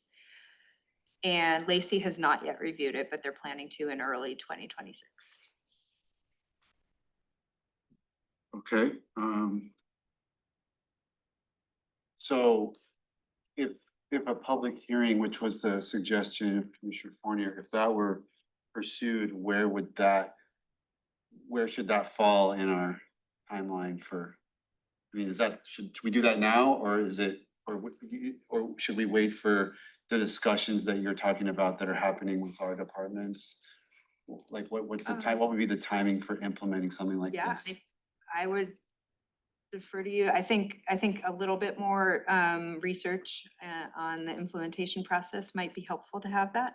Yeah, we would need to have the ordinance put together and ready so that there's something actually to We do share. have a draft ordinance. Yeah, it's in the packet. I see it. But I think a few meetings at the staff level would be helpful to just make sure we're able to answer questions that come up. How much outreach in the community has been done thus far? Just the stakeholder engagement with kind of the targeted stakeholder groups and the members of the community advisory work group. I didn't mention this, but the ordinance, if passed, has a year grace or window before it would go into effect to do a good amount of outreach with the community as well as with the real estate. Vic, I'm gonna industry. ask Ashley to come on up, and Sure. Good afternoon. or good morning, hearings are kind of her jam, Steve has direct. so. I think the outreach that we were hoping to do in CPED in the collaboration with Rebecca moving forward is really to get to that broader community. Before any kind of public hearing is held on the ordinance, since this really has been just looked at and reviewed by a fairly small segment, but if it's a mandatory program, could impact all of our rural counties, and we would be helping with that, with all the communication channels that we have set up in CPED. So that would be, the direction of the board would be get a broader swath of community input before we go to a formal public hearing. Like that. Yeah, that way the public hearing doesn't come out and folks are not even aware of what's being discussed. Like, what would be the timeline, I guess, on that, like, for that broader swath of outreach? If I may, given that we're really focused on the comprehensive plan update right now and trying to get folks engaged on that we would wait till January, February. And that's also good in terms of holidays and whatnot. People are coming back and they'll have more bandwidth. So then, I'm just clarifying the timeline in my head. So then it would be that additional outreach, January, February, and then a public hearing after that?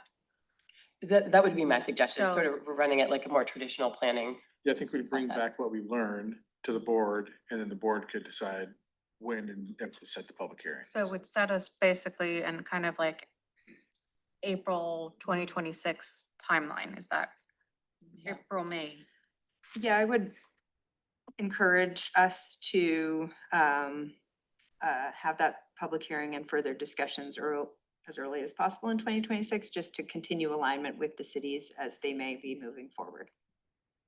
Yeah, that's kind of what I wanted to know, like, you said with City of Lacey, when in 2026? They said early 2026. I don't know So that they have it there's- scheduled yet, but I think that Olympia will be looking to move on it in early 2026. Having this meeting right now, we're ahead of Lacey.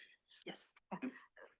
Can I just, so I think thank you so much for clarifying that to me, because it kind of lets me see the offset of this. So I will say that, agree with that additional outreach January, February, and then I agree with ACM Cummings on coming back to the board, and then based on that outreach, maybe the board decides not to go out for a public hearing and just approve it during that time. And then maybe we can get an update from the cities too, on City of Lacey, on where they're at. Maybe they've, I think that would be a good touch point. And that'll also help identify what those final budget numbers are, since the numbers on the slide that Rebecca showed are really, they're dependent upon how many jurisdictions within the county end up adopting the ordinance. So I'm okay with the additional outreach. Okay, so I think all we need is just thumbs up to pursue keep moving the process forward and allow CPED to do the outreach that was described early in 2026. And then bring back to the board the kind of the results of that, and we'll plan the next step. Does that provide a thumb up on all that approach? That sounds good to me. Thanks, Chair. And thanks, Rebecca, for all your work on this. I know it's been quite the journey, so thank you so much for all the information and good job. All right, I see 5 Right. thumbs. Thank you, Rebecca. We Thank got you a- all. We got a plan. Yep, sounds great. Okay. 10:32, I would like to take 10 minutes and then reconvene at 10:42. With the community planning reasons. Okay, it's 10:42 and right on schedule. We're back to our agenda, which picks up with item 3. Okay. Item 3 is community planning, economic development, annual rezone package. So.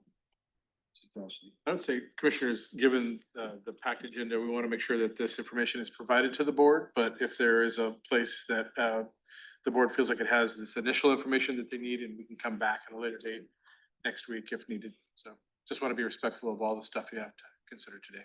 So you're suggesting that if there's like too many questions or details, we could just Take another shot at kind it. of punt until next week and, okay, that may be needed given how much stuff we've got left. It's a pretty packed agenda, so I think getting the initial information is good. We don't want to curtail any of the questions, so we can always come back as early as next week.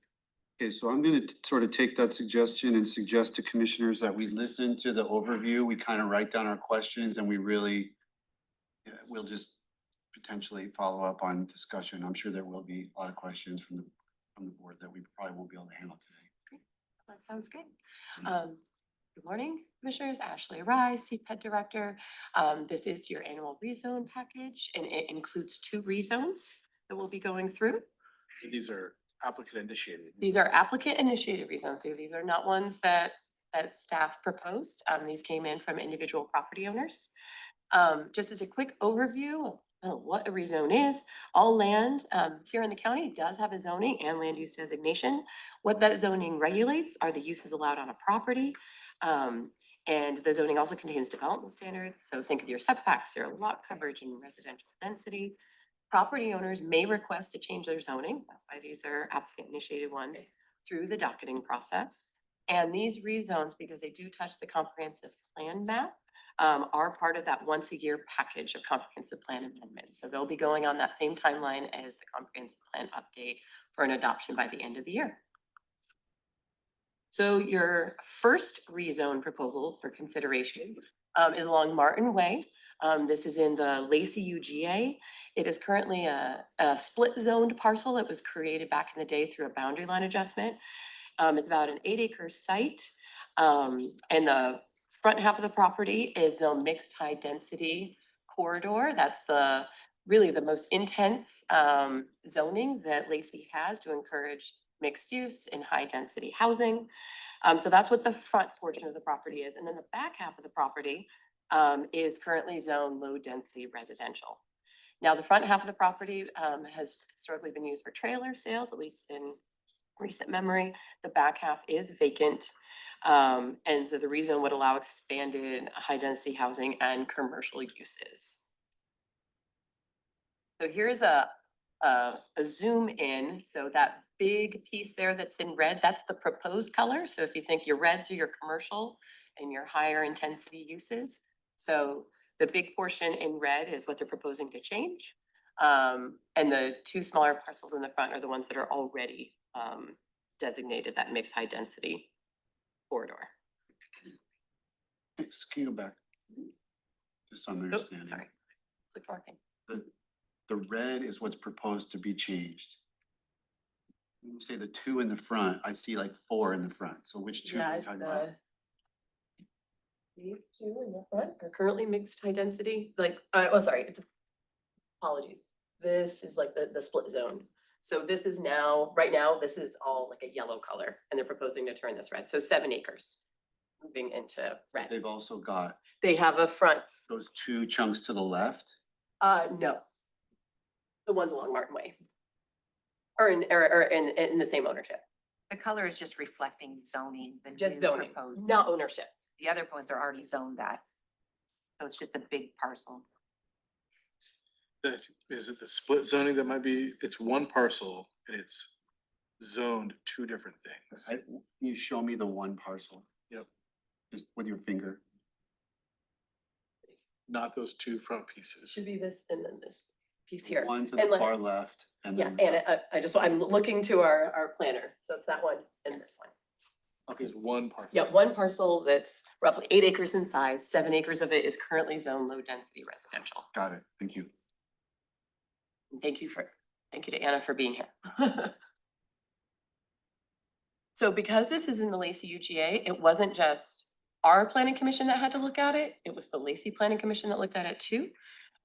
We do everything jointly in our UGAs, and so Lacey Planning Commission did look at this. They felt that it did conform to the Martin Way corridor study, and they did recommend adoption of it.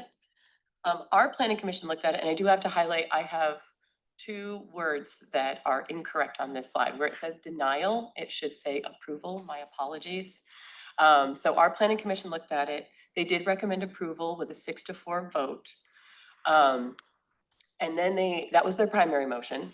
They had a secondary motion which had unanimous support, and that was to take a broader look at the whole Martin Way corridor and assess where else on the corridor might we want to consider increased opportunities for housing and commercial development. And so that's kind of their suggestion for future docket item. So just for, I know our clerk is out sick today, stepping in. We need to make sure that that's corrected for the public record, otherwise it's very confusing for folks who didn't watch this, to get a hold of the hard copy. So we'll just make sure that that's corrected. Thank you for that. We didn't see it till this morning. So you've got your primary motion on this particular applicant initiated proposal, and then you have a planning commission recommendation to take a broader look as part of maybe the Lacey Joint Plan update next year. So Lacey said yes, Lacey Planning Commission, our Thurston County Planning Commission said approve 6-4. Approve 6-4, correct. Supporting findings from our planning commission was that, hey, this is consistent with the Martin Way corridor study. We need more housing. This is where we should be putting more housing, especially with all the investments along that corridor.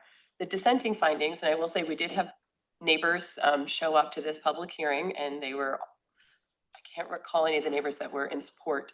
The reason they didn't support it is because they thought it was incompatible with adjacent zoning. So going back to this picture here, right now, these are developed as low density or mobile home park. And so that would be a big change along their property. So Boundary. depending upon which neighbor you're using, it fits. Yes, they also had concerns about past code violations. This is a rezone that was applied for, that's tied to a voluntary compliance agreement. And the biggest dissenting finding from the planning commission as they were having discussions about it was that although it allows for a lot of housing, there's no requirements to build housing. So there's this concern from both the Lacey Planning Commission, even though they voted to approve it, as well as ours, that it could just be an increase or an expansion of the existing trailer sales there that are on site or some other use that isn't housing. So that's your first one. Now we're gonna like zoom to another part of Thurston County, the Little Rock area. Any quick questions on Martin Way before we zoom to Little Rock? Nope, you're good. Okay. So this is another rezone proposal. It's approximately a 270 acre property located southwest of Tumwater. The proposed zone change on this one is going from rural, 1 house per 20 acres, to rural resource industrial. The current use is a gravel surface mine. And so the rezone would allow an expansion of industrial uses, but only those industrial uses that support our rural resource industry. So this is not a location where any kind of warehouse or distribution centers could be built. These are really just industrial uses to support our farming, forestry, mining sectors. That's because of how RRI is defined. It's because of provisions in the RRI zone that you have to be within a certain distance of I-5, I see. a railroad corridor to do any kind of warehouse distribution. Got it.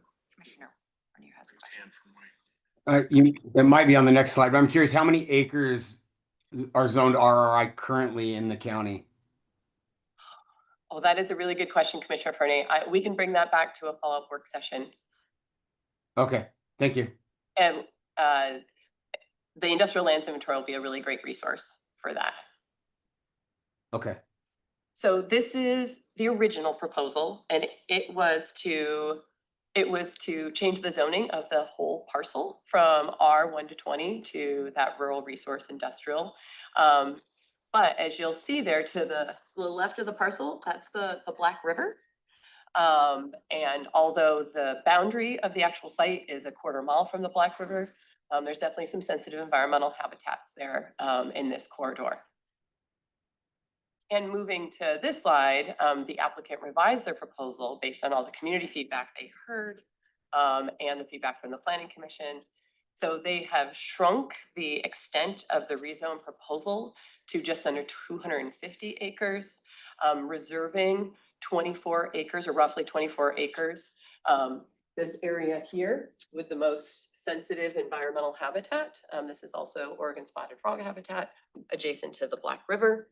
So that would be excluding those critical areas associated. So there That could just corridor. be 2 separate chunks then?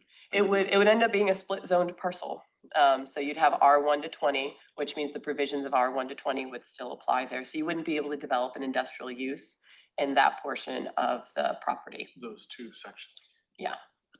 But there's potential in the lower square to be something industrial. This one would be, this area is still part of that rezone to RRI. But it's, there's a grade change here. A big thank you to the property owner. They actually organized a whole tour for the planning commission to go out there and see the site, see the current operations, and also see that grade change and get a closer look at the critical habitat. So the applicant heard the feedback and went from 270 down to 247. Yes.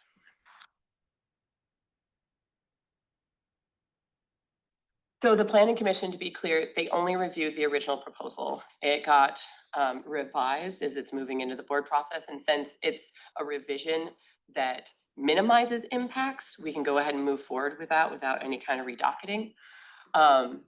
So the motion of the planning commission based on that original proposal was recommended denial 6-3. And that one is correct. The denial went in there. The supporting findings for that denial was that there were environmental concerns.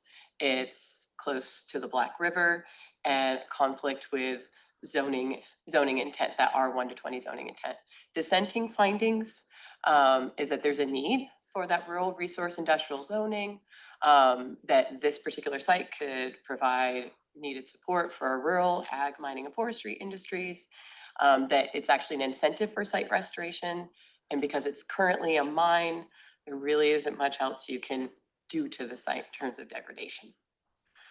In terms of community feedback, it's been fairly mixed. We've had about 30 unique comments and about 13 of those were in support, 17 citing concerns, and they were mostly environmental concerns. So next steps for the rezone package. An e-brief was set in September. We're having this first board briefing today. Because of the timeline of these, we are setting that public hearing. It's actually November 12th because of the shifts in the board calendar. And then expected action by the end of the year. So there's plenty of time between now and December 16th to come back with more work sessions or one-on-ones if you have any questions. Okay, is there anything critical to just basic understanding? We can have some follow-up at Bring this back next week. next week. All right, let's move. Commissioner Fournier.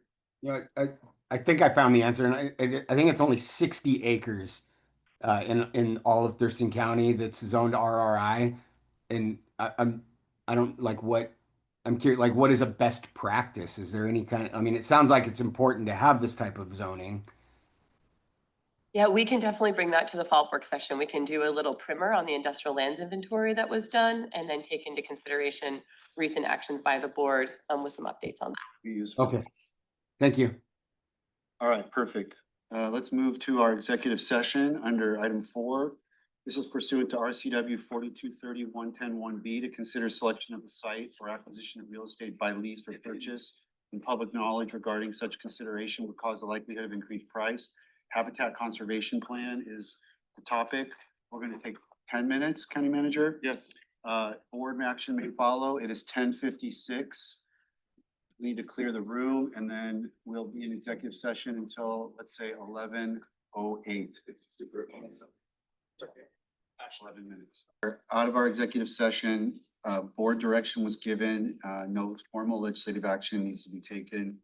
And we're going to move on to item 5 on the morning's agenda, which is Experience Olympia and Beyond update. Thank you, Chair. As the board directed, Commissioners Mejia and Fournier have been working with Experience Olympia and Beyond to develop a continued partnership. And we received a letter that was shared with all of the board members that outlines several steps they're taking to continue to foster a positive relationship, not only with the county, but with all stakeholders. There's a lot of great stuff in the letter. There's one item that is highlighted where we need board direction. It was number 2 on the letter, where they're asking the county to nominate a board representative to be considered to sit on the Experience Olympia and Beyond board. This is a request that the county has made. I know it's been for over a year, Commissioner Mejia, but it's been for some time. So we're really thankful that the board and executive board of Experience Olympia and Beyond are responding positively to the county's request. So we're here to ask for a nomination from the commissioners to be put on that board. So we've been given a seat on the board. They'll make that decision at their October 21st meeting. We can immediately take that seat. Yep. Is it a monthly meet? What are we talking about? A monthly I meeting? do believe it's a monthly board meeting that they have. Yep. I'm interested. I'll just say that. Okay, Commissioner Grant shows interest. Anyone else? Yeah, I'd be interested in it as well. I've got at least for the next year or so to like get it going. I've got quite a bit of history with the EOB and so I'd be willing to bring that to the table. Okay, so 2 volunteers. Discussion on this item.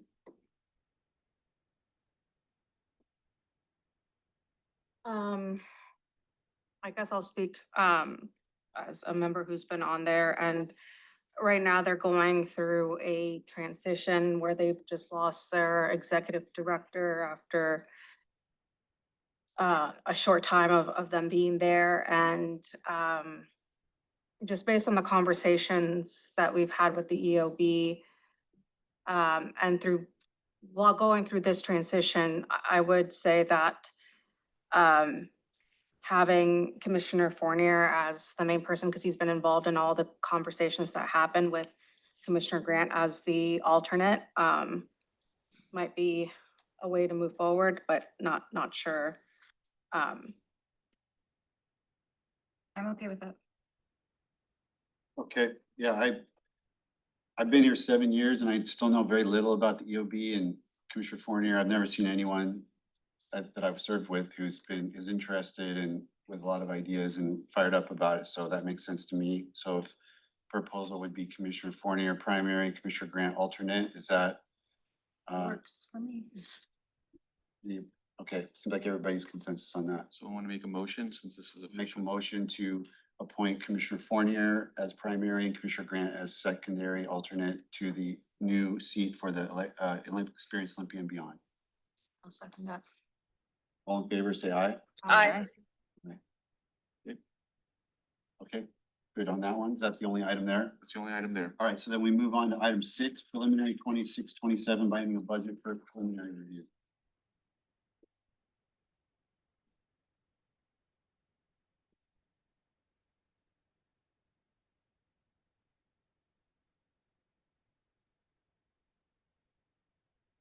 Working.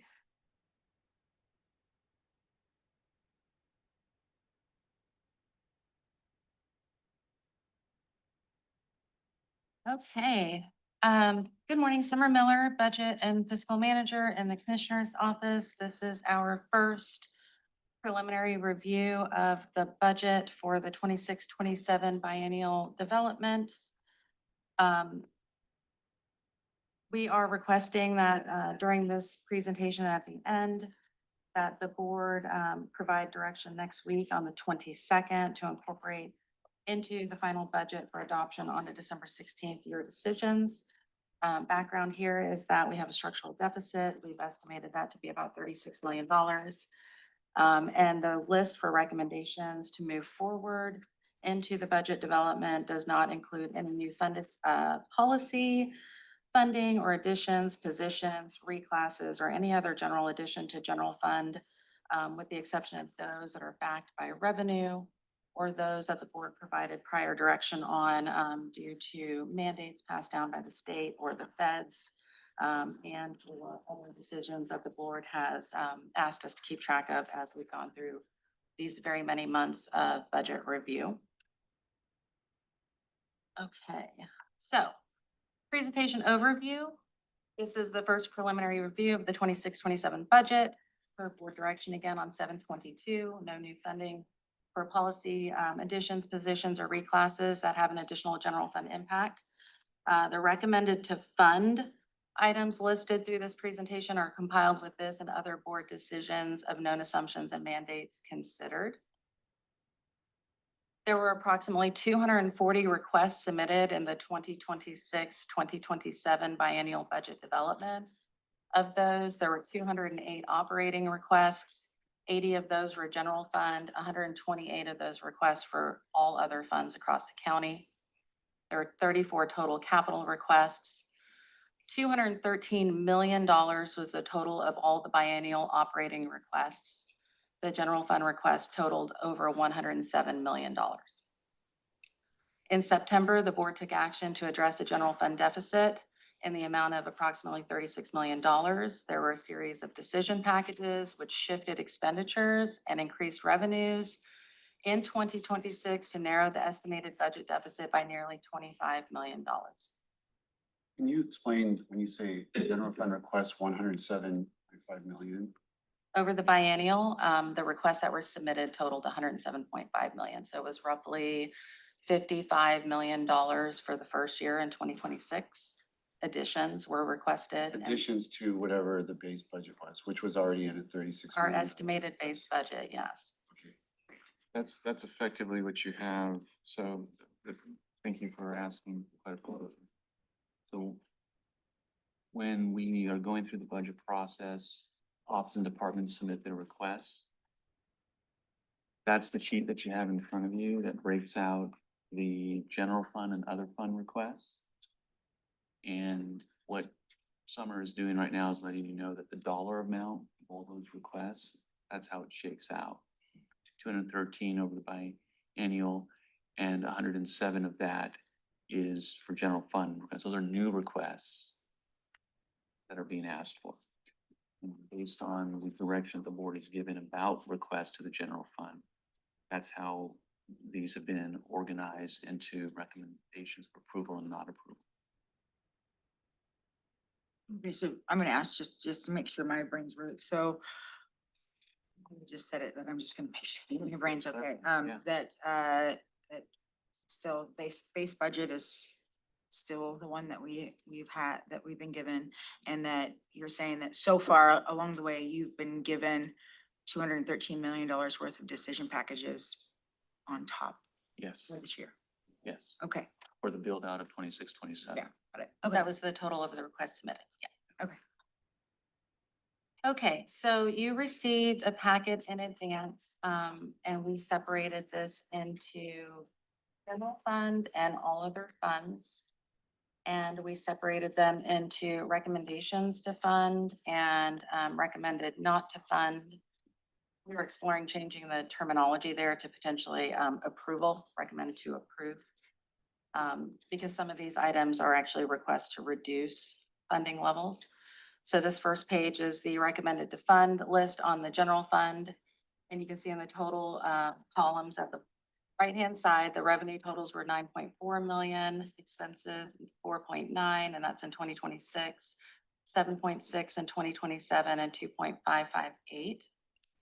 All of these requests are either backed by revenue, so they're considered net neutral, or they are a reduction to expenditures with potentially no impact to revenue, or they're increases to revenue, or they are previously approved through the assumptions that we built into our projections for things like COLAs due to collective bargaining or placeholders for benefits.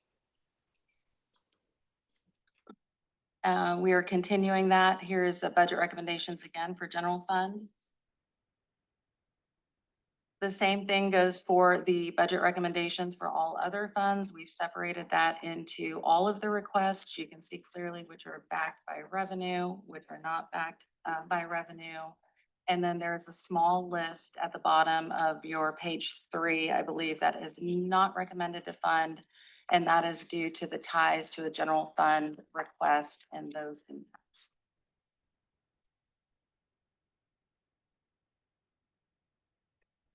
We also provided you a list of the capital requests to review. Many of these are roll forwards based on what was included in the CIP report. And then we've also included a list of errata technical corrections, either because the system had some calculation errors in salaries and salary mappings, or because some of the requests were entered at a higher dollar amount and the board decision packages changed those dollar amounts. Either reducing them or shifting the cost to another funding source, or they're truing up the cost from HR for salaries or benefits. There are a couple of to be determined placeholders there as members of my team continue to work with HR and our implementation partner to get some of those final figures figured out, hopefully today. So we can get those sent out to you for consideration for next week. So that is the entirety of the packet that we sent you. Again, I didn't receive any questions directly. I don't believe the county manager did. We're happy to answer any questions on the requests. And there will be a second review. There will be a next second week. review and that'll be next week. Just to confirm, the recommend to approve are reflective of the board's decisions. They are, yes. Yeah, I have a question. I have multiple questions, but I'll go ahead and save those for now, but one of the ones that I do have a question on is the Orca dues adjustment. And I might be wrong, but I thought with Orca, there is a mandate that, you know, we have to, like, part of this contingency per state law. And so I'm just wondering like where that leaves us, that adjustment. If the board wishes to fund that, we are happy to move it up. We did not receive direction specifically, so we placed it in the do not recommend to fund because it has an impact to general fund. So that we can move it if you'd like. I just, yeah, I would like to, because there is specific state law that we have to, like with Orca specifically, right? I just want to be sure that, you know, we're, We will definitely. Yeah, Commissioner, thank you for flagging that. Pending state law, then we would move it to approve. So when we say that we recommended to fund some of these are the ones that we've recommended over the last year to fund, or Yeah, when did we recommend to fund? Summer, can you speak to? Sure, so when we put things in the recommended to fund, it was based on the all of the board presentations over the year, especially after July 22nd, where the board directed us to not consider any requests that adds an impact to the general fund unless it's backed by revenue, or in those prior presentations or as part of the recent decision packages for restoration to reductions.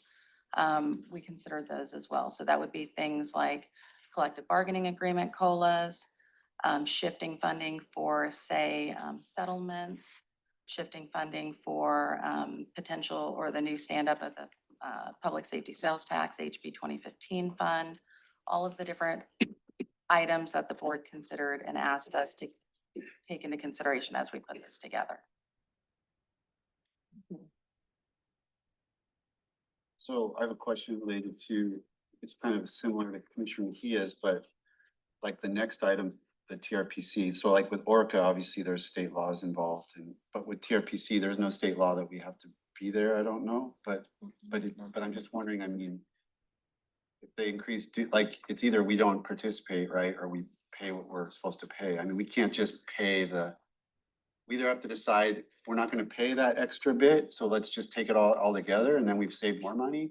Or we have to pay, I don't, you know, we can just say, well, we're just not gonna pay the increase. Yeah, I think what, maybe that's if we elevate that conversation, if the board in the non-departmental, the fees, if they want us to continue with those, and in that, want us to anticipate any increases that we receive, then we would move all of those to the approved category. Because I agree with you. It's not like we can just say, sorry, we're only gonna pay what we did last year. If we don't pay the full amount, we may not, they may say, well, then you're not a member. And we did go through all the non-departmental, and so I would just think that would be a different category. Yeah. We want to move them all back. Yeah. I think the intent is that we move forward with them and anticipate the increases. And countywide services, got it. I know this is a request for staff time, so I'm, but I wondering if, we could, if, and hopefully somebody already has this done, but if I could get a list, maybe just at the bottom of this, and notes that would say to me, all the decisions, you just went through off the top of your head, you know, all the decisions and the dates, just for me to be able to go, okay, this is why this is here. Got it. Because we made that decision here. that would be really helpful, just so, because we made so many decisions Right, and so- I don't remember what we've decided and what we haven't. And so just, you know, it's like assumptions based on what we did. That would be really, really Yeah, helpful. we'll to me. create a sort of legend that then falls out. Yeah, just notes. It could just be a notes page, Sure. just notes. Yep. And the date, you know, board decided no more, no more general fund, you know, each decision separate. Okay. Yeah, that'd be great. Thank you. Okay. So just so I understand process, so we're looking, we got this, we've looked at it, we're now have opportunity to ask some questions, but we're gonna have more time with it and a chance Yes.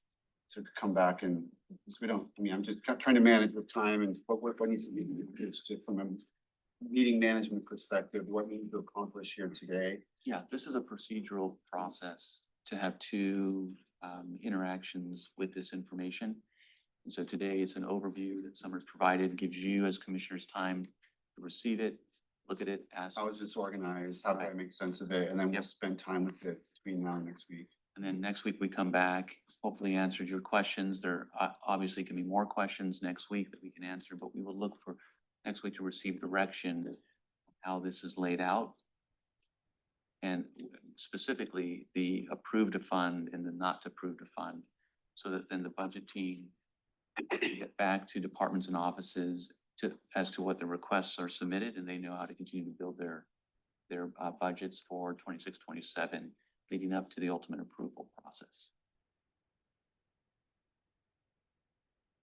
Okay, any other questions from the board? On the errata list, so this errata list is just any of the, I mean, I know what an errata list is, but the technical corrections, but when will we get the TBD numbers?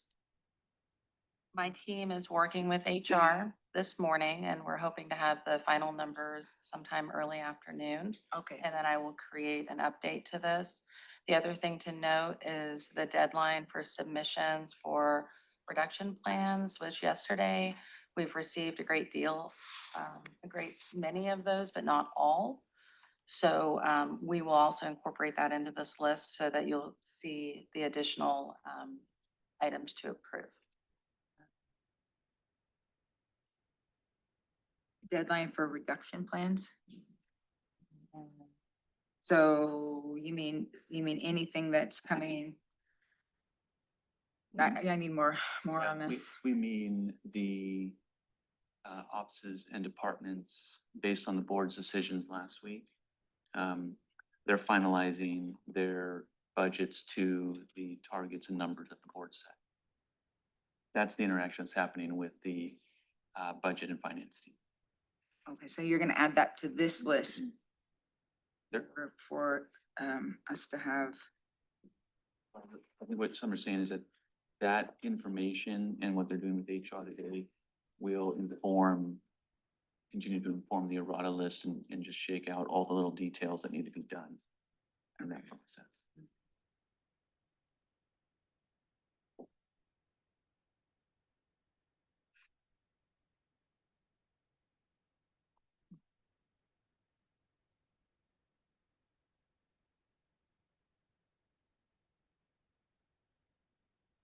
Okay, anything else, commissioners, for today?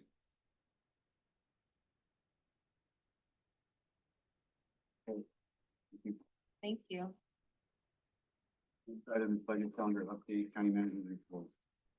Thank you so much. Based on the change in dates that we had to make for this presentation and next Wednesday's presentation, that's reflected, and this is just a simple report out to the board as our commitment to acknowledge those changes. And this is the updated budget calendar.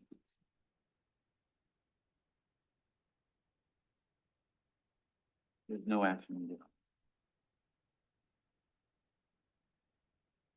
Okay, that's. Questions on the calendar?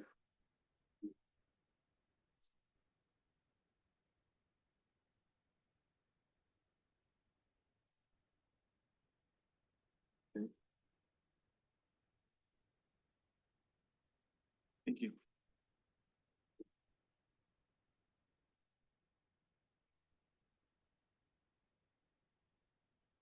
Last is commissioner items.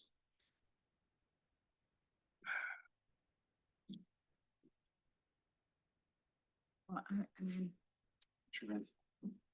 yeah, I don't know where to start. As far as like the budget discussions go, I guess I'm having a hard time. I'm trying to calculate all of this that was just handed to me. So was thinking that we were maybe reviewing the other preliminary, the other information today. So anyway, and based on the judge's letter and based on, you know, all of the conversations that we were having, and I guess based on what I'm seeing here, that, you know, I'm hoping that we could have a conversation about an additional change that needs to be made in order to give to be able to add more money to budgets for our Superior Court.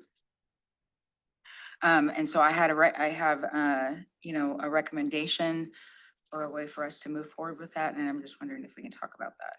I don't know how we would do it now, if it would go on the errata or if it would go on these lists or what, but I was coming with my suggestions today.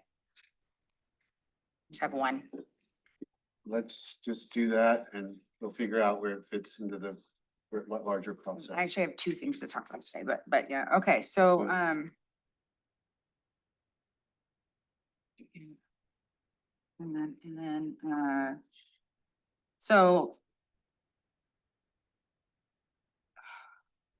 so in reviewing, you know, in discussion with the Superior Court and with our clerk's office and with our prosecuting attorney's office, I'm really concerned about you know, justice and essential services that need to be done in the different departments. And one of the things that was discussed and we had on our list originally was under the idea of non-represented employees having not getting their COLAs.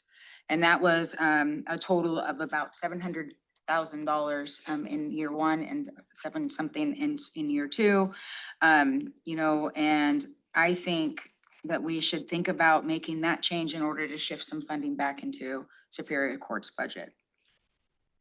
And I'm gonna look for my paperwork. Give me a second.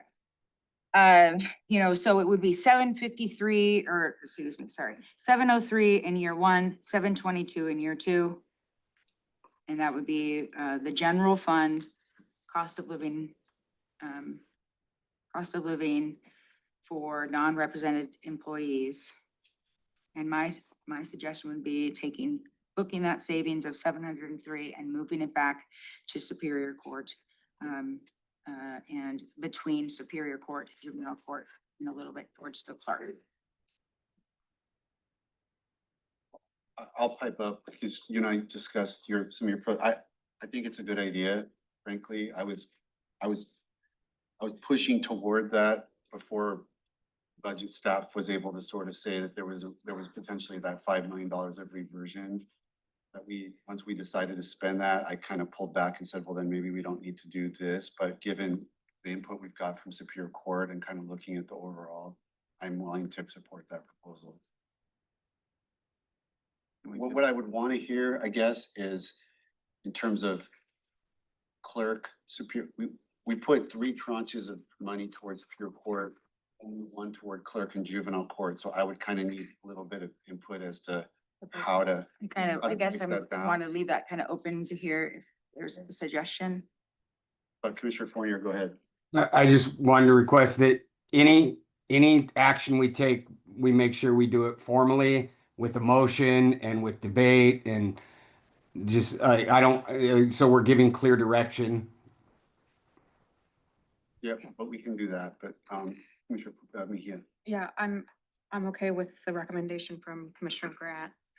And then I was kind of also wanting to, do you have any suggestions on the breakdown of what you were thinking about? I would think that you know, that we should give, 200,000 back to juvenile court.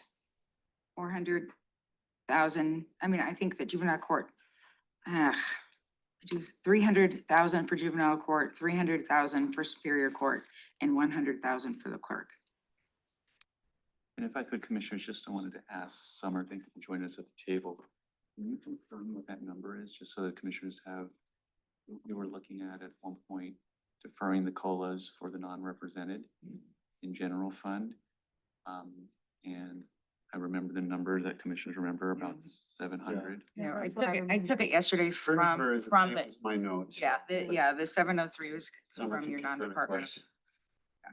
We did report that in 2026, the total for non-represented general fund employees was 703,985. And then in 27, it was slightly higher at 722.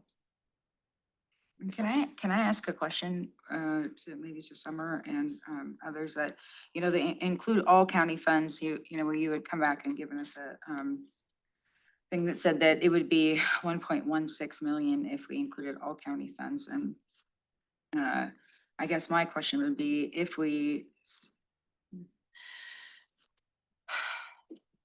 when implementing this, currently it'll be if you're general fund, then you're not getting a COLA.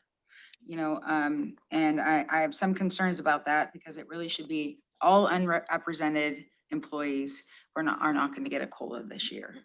And that would free up, that would even things out. So people don't know if their positions are general fund or not, people don't generally know that. But I think that we should consider it being that way. And then that will free up some funding in the other buckets of money that could be, reused, not for the general fund, but it would book some savings in other areas. It's another, it's not a question, it's more of a, I don't know where else to talk about this. This is the only place I have to talk about this, so this is where I'm gonna talk about it, right? So, yeah. So it's not formal or anything like that, but I just am wondering, is that possible?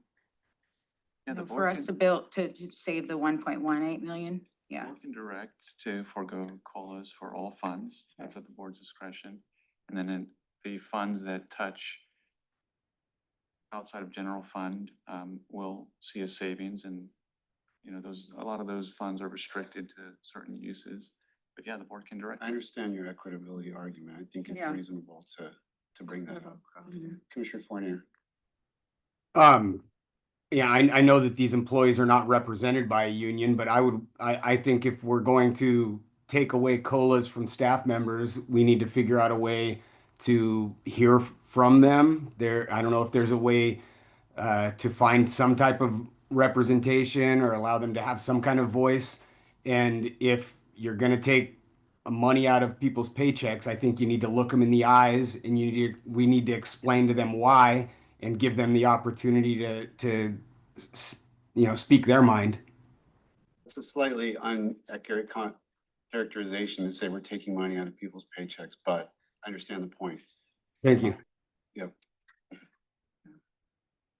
Commissioner Hugh. I was. Incorrect. So then I am okay with the proposal that Commissioner Grant has made on the split. So if as staff, I'll just repeat back, remove COLAs for all non-represented employees, for both general fund and other funds. And then on the general fund portion, which is 700,000, 300 to juvenile court, 300 to superior court, and 100,000 to the clerk's office. Is that correct? Okay. Yeah. Can we make a formal motion for that? Go ahead. Okay. I move to suspend the 26-27 COLAs or cost of living. I can't think of the last word, so. Adjustments. Adjustments, yeah. So I was like, I'm thinking COLAs for all non-represented employees. I'll second that. You want to include in the motion the distribution of funding? Oh. All right, I'll remove my second. okay, she removes her second. So for non-represented employees to distribute the the savings to. The general fund savings. The general fund savings, 300,000 to juvenile court, 300,000 to superior court, and 100,000 to the clerk. I will second that. Any discussion on the motion? Everybody understands it? I have a question. Commissioner Claus? Yeah, that was my question. I support the motion, but I'm curious, what staff think time-wise for coming back with a little bit of explanation for what would happen with the additional 300,000 or 400,000 and how that could be divided up to, I don't know, maybe that could somehow alleviate the general fund if we find ways to fill those gaps in the other funds, but I'd be interested to see what that breakdown would look like. And I'm just wondering how much time staff thinks that they would need to bring that information back. That's gonna be for those restricted funds, offices and departments, Yeah, we'll need to to work do with that, them so, to yeah. do that. I would say if you give us a couple of weeks, just because of all the budget and stuff that's going on and the departments and offices are extremely busy, but we can round that up to in 2 weeks. Okay. It won't be as, I hear what you're saying, that how it can potentially alleviate general fund, but knowing that those are restricted funds, many of them, there isn't always a nexus, but we'll see what. Okay. I'll withdraw. I'm gonna withdraw and amend that motion just to give direction for that, but Wayne's got his hand up. Commissioner Fournier? So are you withdrawing your motion? Yeah, I withdraw the motion and make a new motion. Okay, then I'm not gonna speak to the motion that you're withdrawing on. All right, I move to suspend 2026, 2027 COLAs for all non-represented employees with $300,000 going to juvenile court, $300,000 going to superior court, and $100,000 going to the clerk, and giving direction to the county manager to explore and bring back the other savings for the commissioners to decide where that will be applied. Second. Okay, a motion and a second regarding the COLAs, the distribution of the general fund portion and direction to bring back information regarding how the non-general fund pieces would fall and what they might be able to be done with. So is there discussion on that? Commissioner Fournier?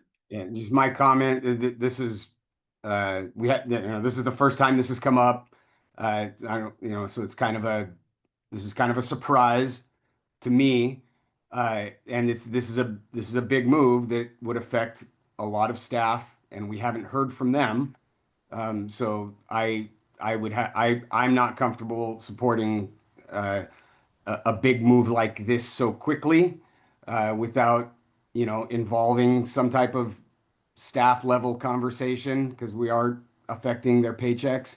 So, I can't stand in favor of the motion proceeding immediately. Fair discussion, Commissioner Mejia? Thank you. I will say that this revenue option was discussed earlier on. It was basically on the plate for us. And I will also say that we will have, just like we've been hearing from offices and departments, we'll have an opportunity to hear from employees as well. And so I would rather go ahead and, again, give the courts and the clerk's office kind of time to adjust their budgets, and then, this will be open up to the public, and employees are encouraged, to submit their comments too, and let us know how this will impact them, kind of based on Commissioner Fournier's comments. So it's an ongoing process. I'll just, I brought this forward originally, and I was gonna support it until we made the decision to spend another $5 million of our fund balance, in violation of our budget principles, but in order to try to help our offices and departments mitigate this extremely difficult cut exercise that we had gone through. So I've been thinking about this for a while. And I was going somewhere with that and I've lost my train of thought, but I'll just leave it there. I think I saw Commissioner Grant's hand. Yeah, just to speak on the motion that I just want everyone to know that for this, the purpose of this was to, you know, to prevent and to help with some workforce stability in some of our other offices. Right, you know, it's to preserve some of the core county services, protect the justice system functions, and achieve balance reductions through vacancy holds and internal reallocations, things like that. Instead of, you know, I guess the thing is that some offices would be losing actual employees. And I propose this because I believe that, I would rather see us forego an increase than to actually lay off staff. And so that's why I'm proposing this. And I know it's a big thing, and I didn't, come at this lightly, and it's a short-term measure. It's really intended as a one-cycle suspension, and we will revisit again when we have hopefully refilled some of our coffers, things like that. So that's all I'll say. Any other discussion? I guess I'll just add, a lot of Superior Court's employees are the non-represented where this funds are going. They're non-represented. And so, you know, this is impacting their stability in their jobs, so. Call for the vote on this item. All in favor, say aye. Aye. Aye. Opposed? Abstention? Yeah. Nay. Okay, so 4-1, that motion carries. I have one more item. Yes. So I have put together an e-brief, and it's actually was supposed to go out to you guys last night, and I fell asleep and didn't get, I mean, that's the reality of it. I was tired and didn't respond to Josh, and so it didn't go out to you, but I'm just gonna pitch this anyway, because it's just to give direction to our county manager. So here we go. So the work release options program was suspended in March 2020 due to COVID and has not been reestablished under the sheriff's office. So alternative programs such as day reporting, work release, and electronic home monitoring provide accountability while reducing jail crowding and costs. Moving the options program to pretrial services would restore effective alternatives aligned with practices in other counties and provide flexibility through contracting or in-house suspension or operation. I'm proposing that we take the sheriff's current program, options program, and move it to pretrial services. In discussions with the sheriff, he is in agreement with me that the programming could be moved to pretrial services. The sheriff wants to retain the building that's currently used for the work release program, which I think is totally fine. You know, and I think that there needs to be more discussion to talk about how budget will be split and adjusted. But you know, I have met, just so you guys know, with both Josh and with Carrie Hennon. You know, and we need, there's lots more research that needs to happen behind this. So this is just step one of those things. And so, you know, what I will say to this is that I'm asking the commissioners to give direction to staff to report back on the fiscal, operational, and legal considerations of moving the options program from the sheriff's office to pretrial services, including comparing feasibility of contracting providers. So I will jump in. Again, we talked about this yesterday. I think that there's a lot of merit to the idea. I have a lot of ideas of my own about that I've been working on, the concept of a regional jail. I put the stakeholders together. I had the sheriff and prosecutor involved and public defense. We were working on, and there's a lot of things that I think that might dovetail between the two ideas. So I'm very interested in this idea.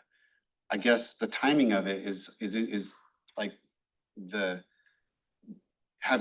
you said you bringing this up as like two ideas, and so I'm just like, if you're thinking that this is part of our 2026 budget, you know, I think the timing of it, like, I'd like to see, maybe that's not what you're saying, but I'm inferring based on the timing of the item, but I would say if we could combine our two kind of ideas and say, you know, once we get through this budget and in early 2026, we start working on different scoping through different possibilities, because all the details that you're talking about apply to my ideas as well.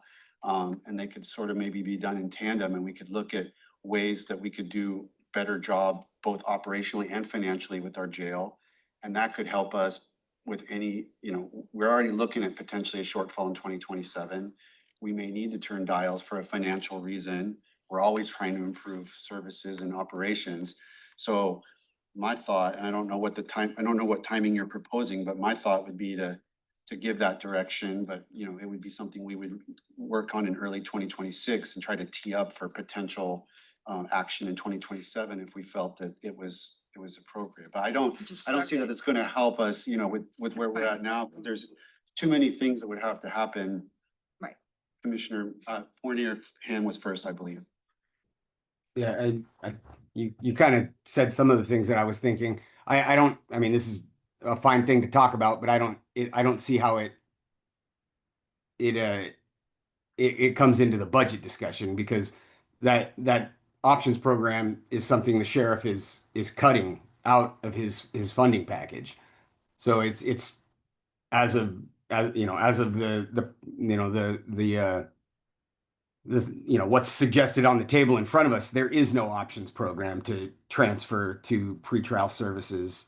So like I'd be curious where the funding would be coming from, and we haven't had an options program for several years. So I mean there are a lot of needs that we could talk about that the county has if there was funding available. So I'm not sure exactly what you're suggesting. Commissioner Mejia, go ahead. Well, I was kind of gonna ask the clarification too, in terms of the budgetary, since knowing that this is the sheriff's proposed cut, on, you mentioned just the programming side. And so I'm wondering, in which, we've talked about this before, and I'm, and your idea about, the vision of pretrial services, and I'm in complete agreement, kind of where you're headed. As well as the regional corrections, and I honestly think that those two being melded is really good, and seeing like how we can move forward in terms of those items. But I'm wondering, in terms of the funding piece, like what is your idea on that? Yeah.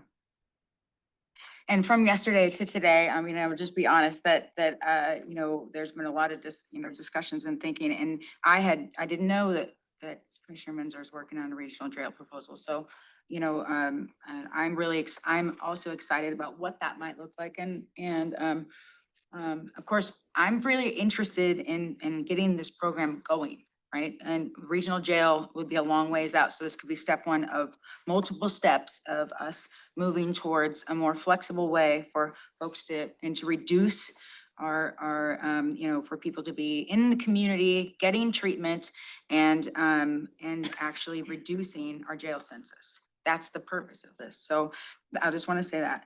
At the same time, the sheriff did list in his budget memo that work release options deputies, that there are 12 of them, equal $1.5 million. And that figure really represents, a base, but I am not saying in this moment in time, because we have not talked about it, looked at it, even,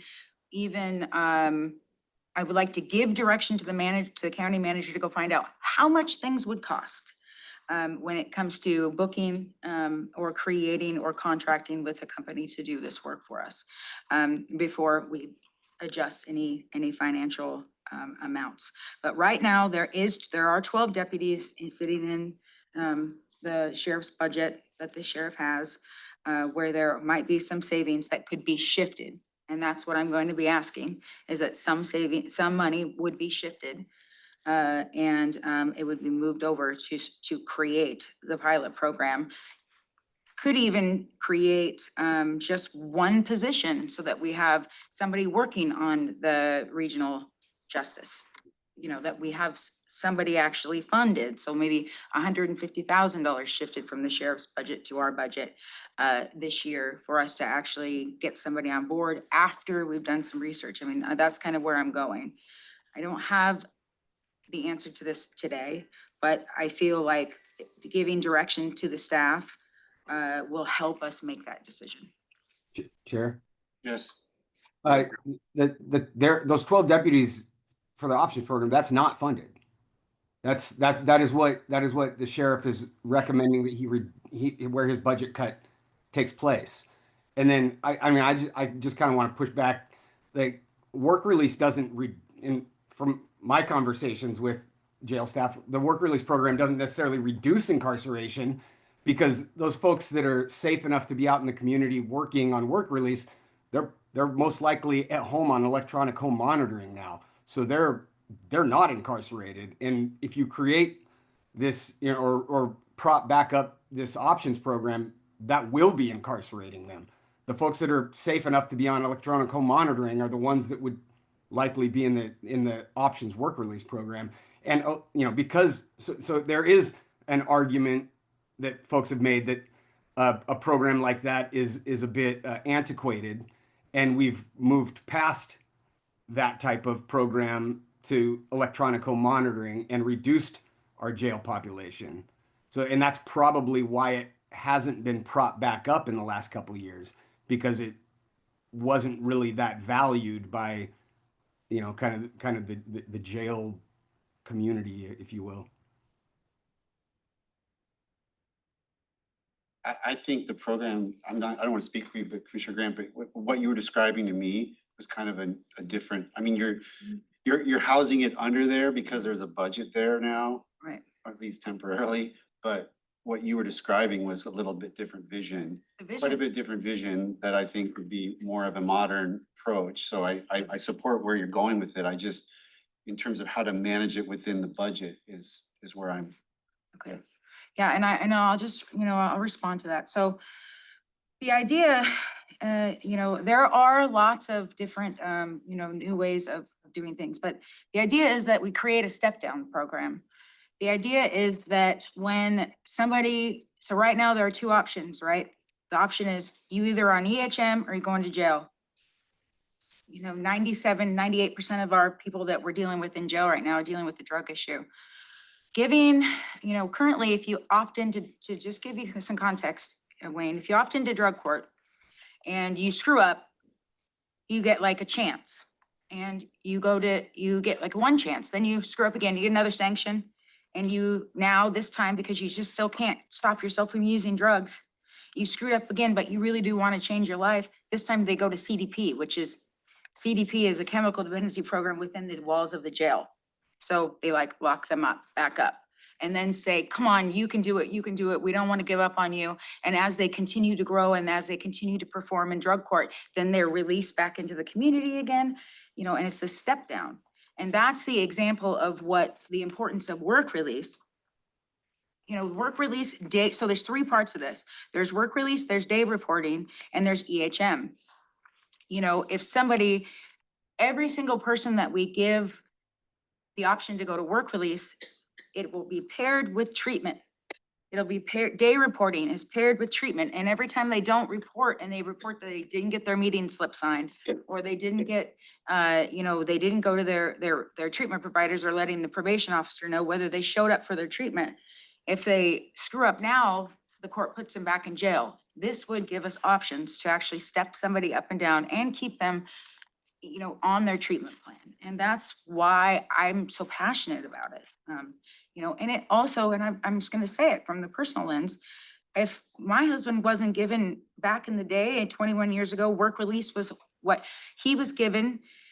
And it, you know, he was given that, and I was allowed to stay in drug court because he was paying my bills, you know. So people who are on work release, you know, it's also a big value to families to be able to go, man, my husband screwed up again, and they go from day reporting to work release, you know, and then if we really need to throw them back in jail because they just can't figure this out, then we do that. But this gives us, you know, and it gives the courts, and it gives the prosecuting attorney and the defense options. And that's the point. And I will say this about the budget, that the program was funded with the idea of being a program that is funded for this reason. Now, it went into the sheriff's budget and it's just not there anymore. I get it. We've absorbed those funds and he's using, the savings from that to fund the sheriff's office. But some of this money could potentially, and I'm not saying it's 1.5 million, that's why I'd like to give direction today for them to go find out what it might cost for us to stand up the basic program that we might need under pretrial services to just get something off the ground. What would that funding take? And I am proposing that we would shift that money from the sheriff's office into, because at one point in time, it was provisoed money. At one point in time, somebody said, this money is for this program. And this money, if we did that, then it should be used, some of it should be used to actually make sure the program is being implemented. That's my take on it.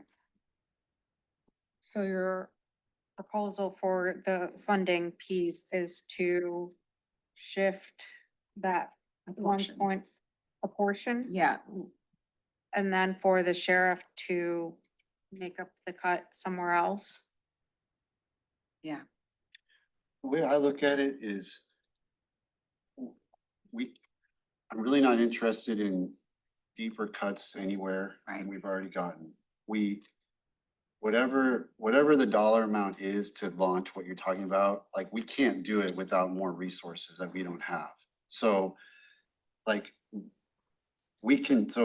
it's not gonna, like, and we can do that at any point, and I'm with you, and like, I mean, and this was actually, this is really similar to something our former county manager was really passionate about, to a different model for pretrial services and some of these programmings.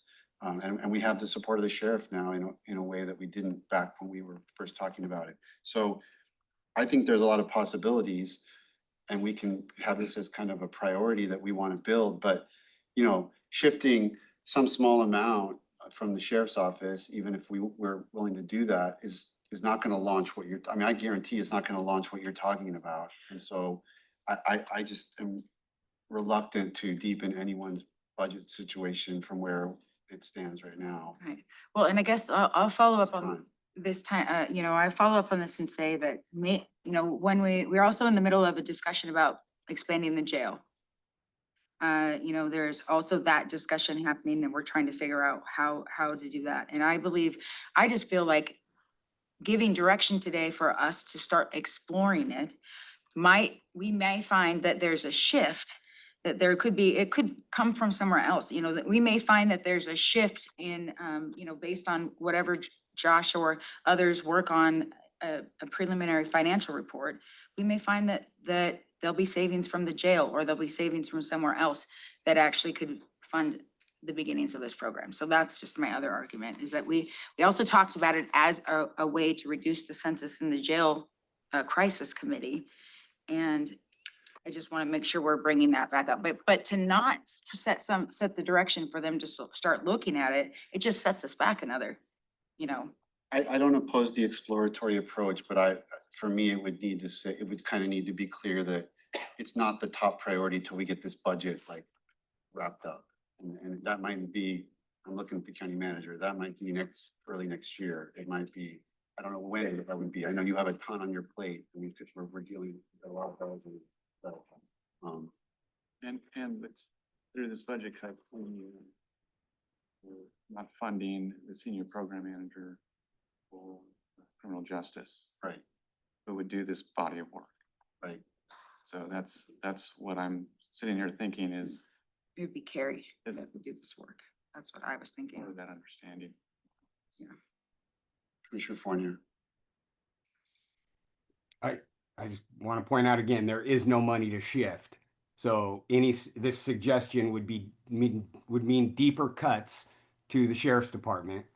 And I heard a commissioner speaking kind of on the sheriff's behalf. I don't think that the sheriff is supporting that in any way. So he's not here. I don't want to speak on his behalf either, but I can't imagine that he's supportive of this type of proposal. I don't think, I'm with Commissioner Menzer. This is not timely. I want to get the budget finished, and then, you know, we can put this on our slate of topics to start talking about as we move forward.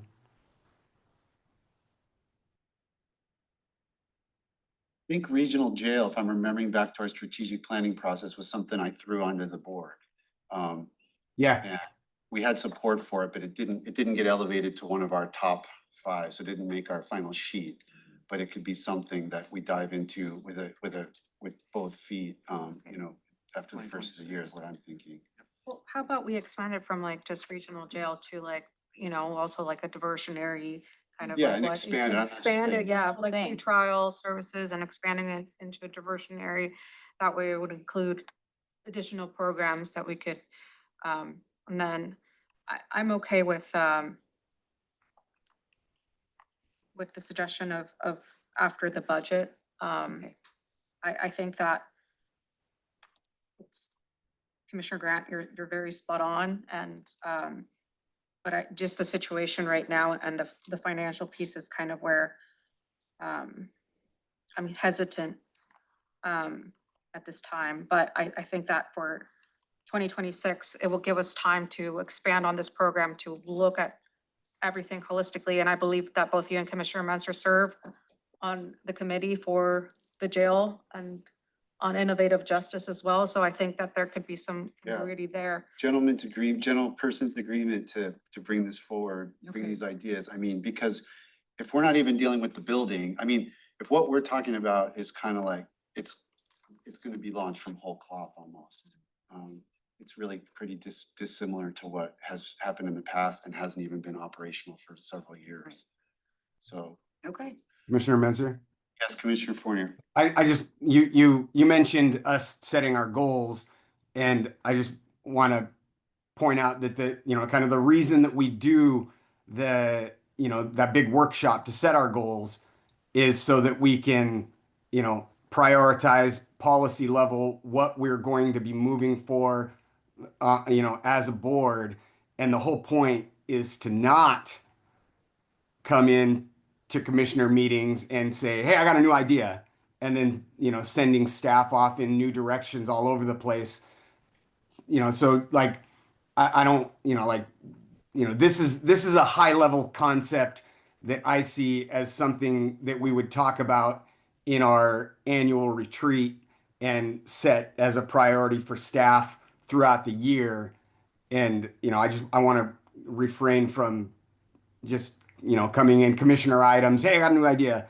And, starting to do that again. I don't want to go there. I feel like in the crucible of the budget, a lot of things, if they have a budget connection and depending on the board's appetite for this might Started have as- had something that had a connection to the budget. I think it's not inappropriate. I mean, things move fast during budget season. We've all seen that and we're gonna continue to see that.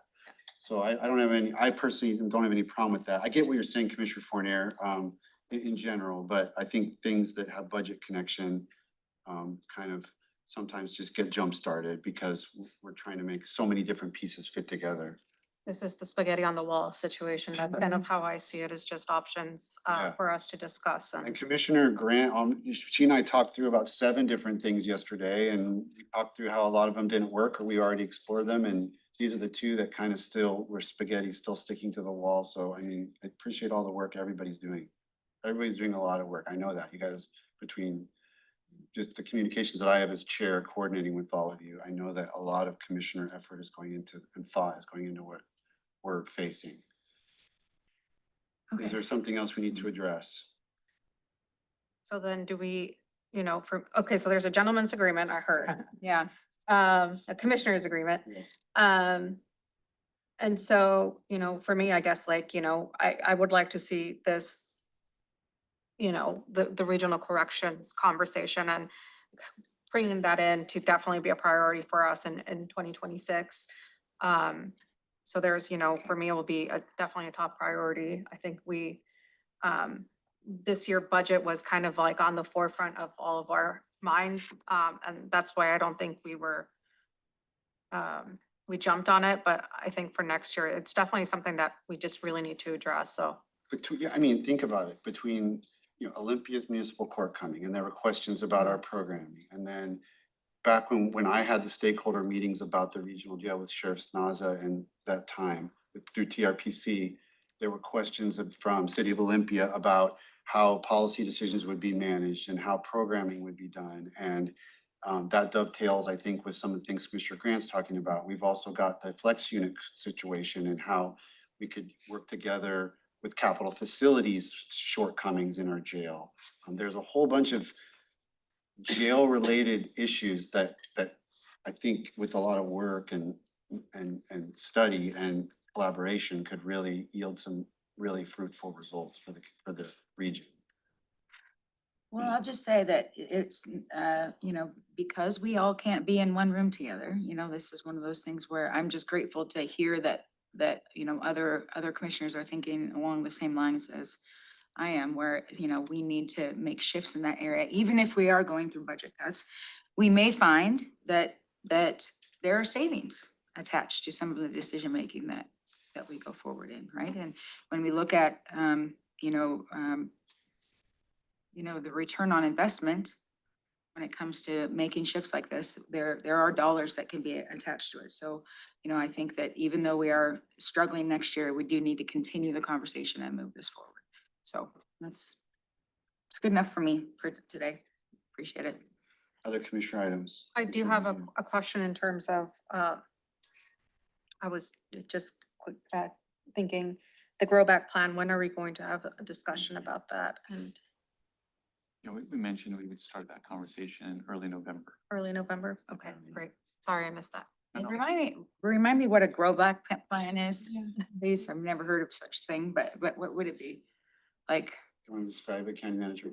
Yeah, as we've discussed in meetings, it would be the commissioner's priorities to list out how they would want to grow operations in departments and offices back that have experienced cuts. So let's say like perversions come out way higher, or the state decides to give us a whole lot of money, right? It's like, where would we prioritize, like, making sure that that funding was being like passed back out? passed back out? During kind of restoration of things that we're reluctantly having to cut now. Like a great example is the new sales tax revenue that we think something's coming. WASAC said, do not budget for this until we start to see numbers, but whatever that is, maybe that's way more than we were hoping, or maybe, but then people can know, it won't just be like a free for all. The commissioners have kind of identified, here's what we're gonna do with additional revenue, like to try to restore things that we're having to make cuts on right now. Sure, Klaus. So procedurally, like, we are asking, and I'm really thinking about Superior Court here because they are receiving such a huge cut, in the clerk's office, and we know based off of our decisions and presented in the letter from the Board of Judges that prior to this $700,000 decision that we just made, the targets for Superior Court and the clerk's office combined are over $3.6 million, less the 700,000. So we're asking them to go and create a list of which positions they would cut based on that proposed reduction, bring that list back to us, and then in a couple weeks, we're gonna talk about growing them back after they've gone through that painful process of identifying which positions they're gonna cut. And then we're gonna, in a couple weeks, have more information to reduce that. This whole, process, it is doing a lot of harm. I know that there are already staff who have jumped ship because of the conversations we're having. And I just want to kind of point out, because we did receive that letter from the Board of Judges, and it was mentioned in this meeting, but we haven't really discussed the details of it. And I think that we really do need to do our due diligence to have discussions, explicit discussions about the details of the impact of the decisions that we've made. And I'm kind of a little bit confused about how we're gonna talk about a grow back plan in early November, which is just 2 weeks away. Like, why can't we? Well, the Grow Back Plan, it's not for this year. I mean, we have to go through with the cuts. The cuts are happening. This is just in case something happens like next year where there can be a methodology of how we approach any kind of new revenue that we get. But where we're at is there's nothing else. I mean, unless there's additional proposals to the changes that were made, but I've heard from a lot of staff that they've been wanting decisions from the board, and the fact that we've delayed as much as we have to this point has added a lot of stress to staff, because they're like, we just want to know what's going to happen. And so, you know, the Grow Back Plan was just an idea from Commissioner Menser, I believe, that he brought up a couple weeks ago, as a way to kind of have this discussion of like, if there is new revenue next year, we're going to be doing through all these checks, that there is a process that the board can follow and be like, okay, the board said back in November, these were going to be their priorities. This is kind of where the funding is going to go to. And it gives our budgeting team like something to start presenting to us if there are those changes. It kind of it flowed from the idea that there was some internal debate, I'll say, about where revenue really stood, or where the, you know, like where the economy was going, and where, like, I mean, so, you know, were the commissioners taking a too conservative, you know, forecast and being too aggressive, you know, and so the idea was like, okay, well, if that's, you know, we talked all that through, but it was kind of a corollary, like this is a way to maybe to say, okay, if there's pieces of this that come through differently, here's how we would go about reapplying the revenue. I mean, it's not something you have to do. I don't think it should make anyone more, you know, worried than, or anything than, you know, than if we didn't do it. It was supposed to be something sort of helpful. Maybe it's not very helpful, but it shouldn't be harmful. No, I don't think it's harmful. I mean, according to the letter that we received from the judges, they've had conversations with each of the commissioners since we made that reduction decision. I've had conversations, and in those conversations, I've realized things about what this gravity level of cuts would do to the Superior Court, and I've learned new things that I didn't know before. I think I learned something new every time I talk to them, about different statutes that would be impacted, how certain regulations on treatment courts impact our treatment sales tax capabilities to even collect those treatment sales tax dollars. And I hope that other commissioners in their conversations are also learning new things about what these cuts would do to Superior Court and the justice system as a whole.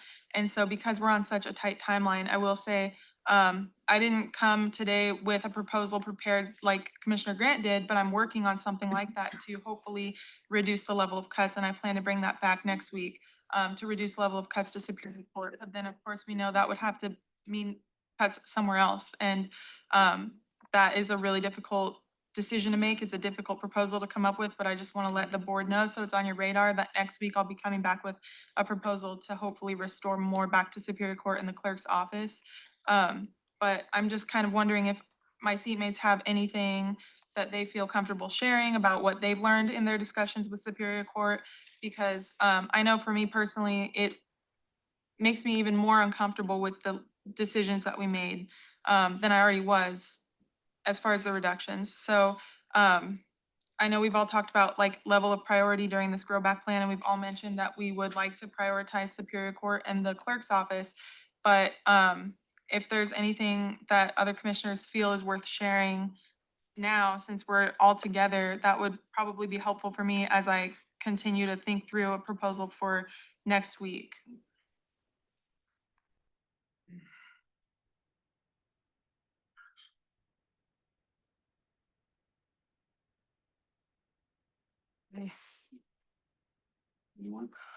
My brain is fried. Yeah. I'll just be real honest with you. At this point, I'm feeling like I don't know what to say. I mean, I will say that, you know, I received phone calls from every single elected official in the last week.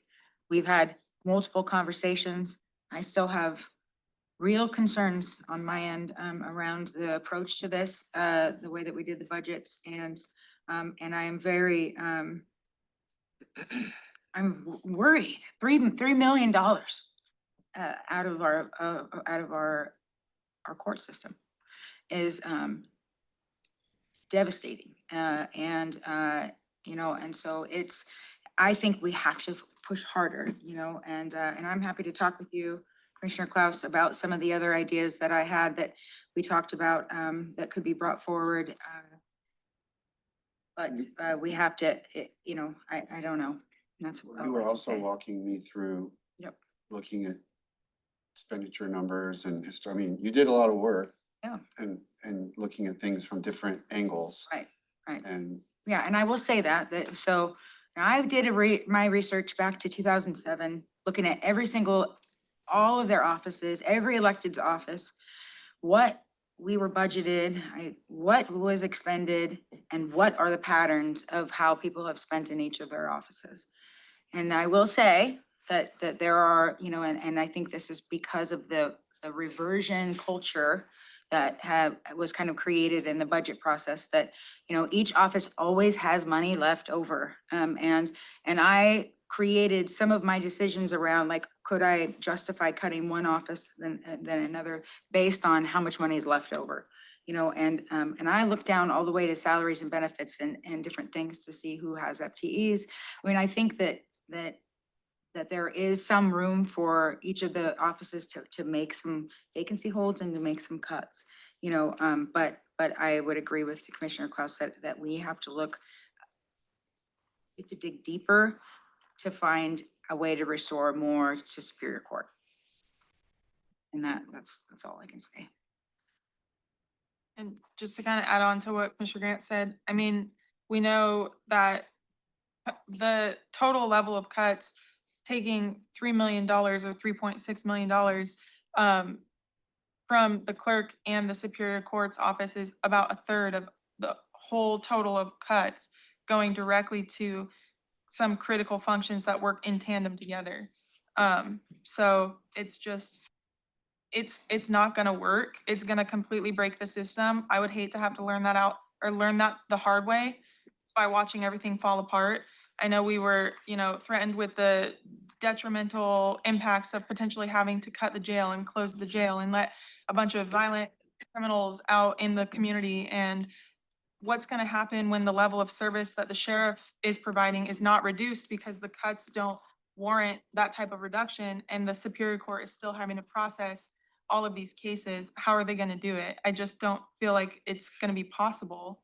So I'm really concerned that if we don't dig deeper and do it fast, we are gonna completely disrupt a system that's gonna be detrimental and the public might not see it now until it starts to happen. But like, we have to have capacity within the court to be able to manage the workload that the sheriff's office and our prosecution and defense teams are pushing through the court system. So I just don't see how it's gonna happen. And if the jail space crisis is happening because of primarily what the sheriff refers to as violent offenders and people who are experiencing serious mental illness, well, those cases are typically processed as felonies, which would mean they're handled by the Superior Court. So based on the information we're receiving, it sounds like the Superior Court is really critical in managing the caseload of offenders that are being incarcerated for violent crimes. So it's just, I don't understand how that's gonna work. I mean, it's not gonna work. And like I said, I would hate to find out the hard way, but if we can't figure something out within a couple weeks, that's probably what's gonna have to happen. Okay, well, I mean, I take issue with a few of the things you said. I mean, when $36 million is digging deep to reduce that to what's now 10.8. That's a math game to say then, you know, a third of the cuts are falling on Superior Court. But how much what percentage of 10.8 is 3.6? I understand that, but that's a math game, Commissioner Klaus. That's not an accurate representation of what happened during this budget process, but I'm gonna leave that alone. Well, that's not true, but go ahead and leave it alone. That's fine. All right, you wanna argue about it? I don't necessarily want to argue about it. We don't have to make it an argument, but we could be respectful if you want to. We can talk about that offline. So I think Good. we've come to the end of this morning's agenda and I hear no objection, we're adjourned.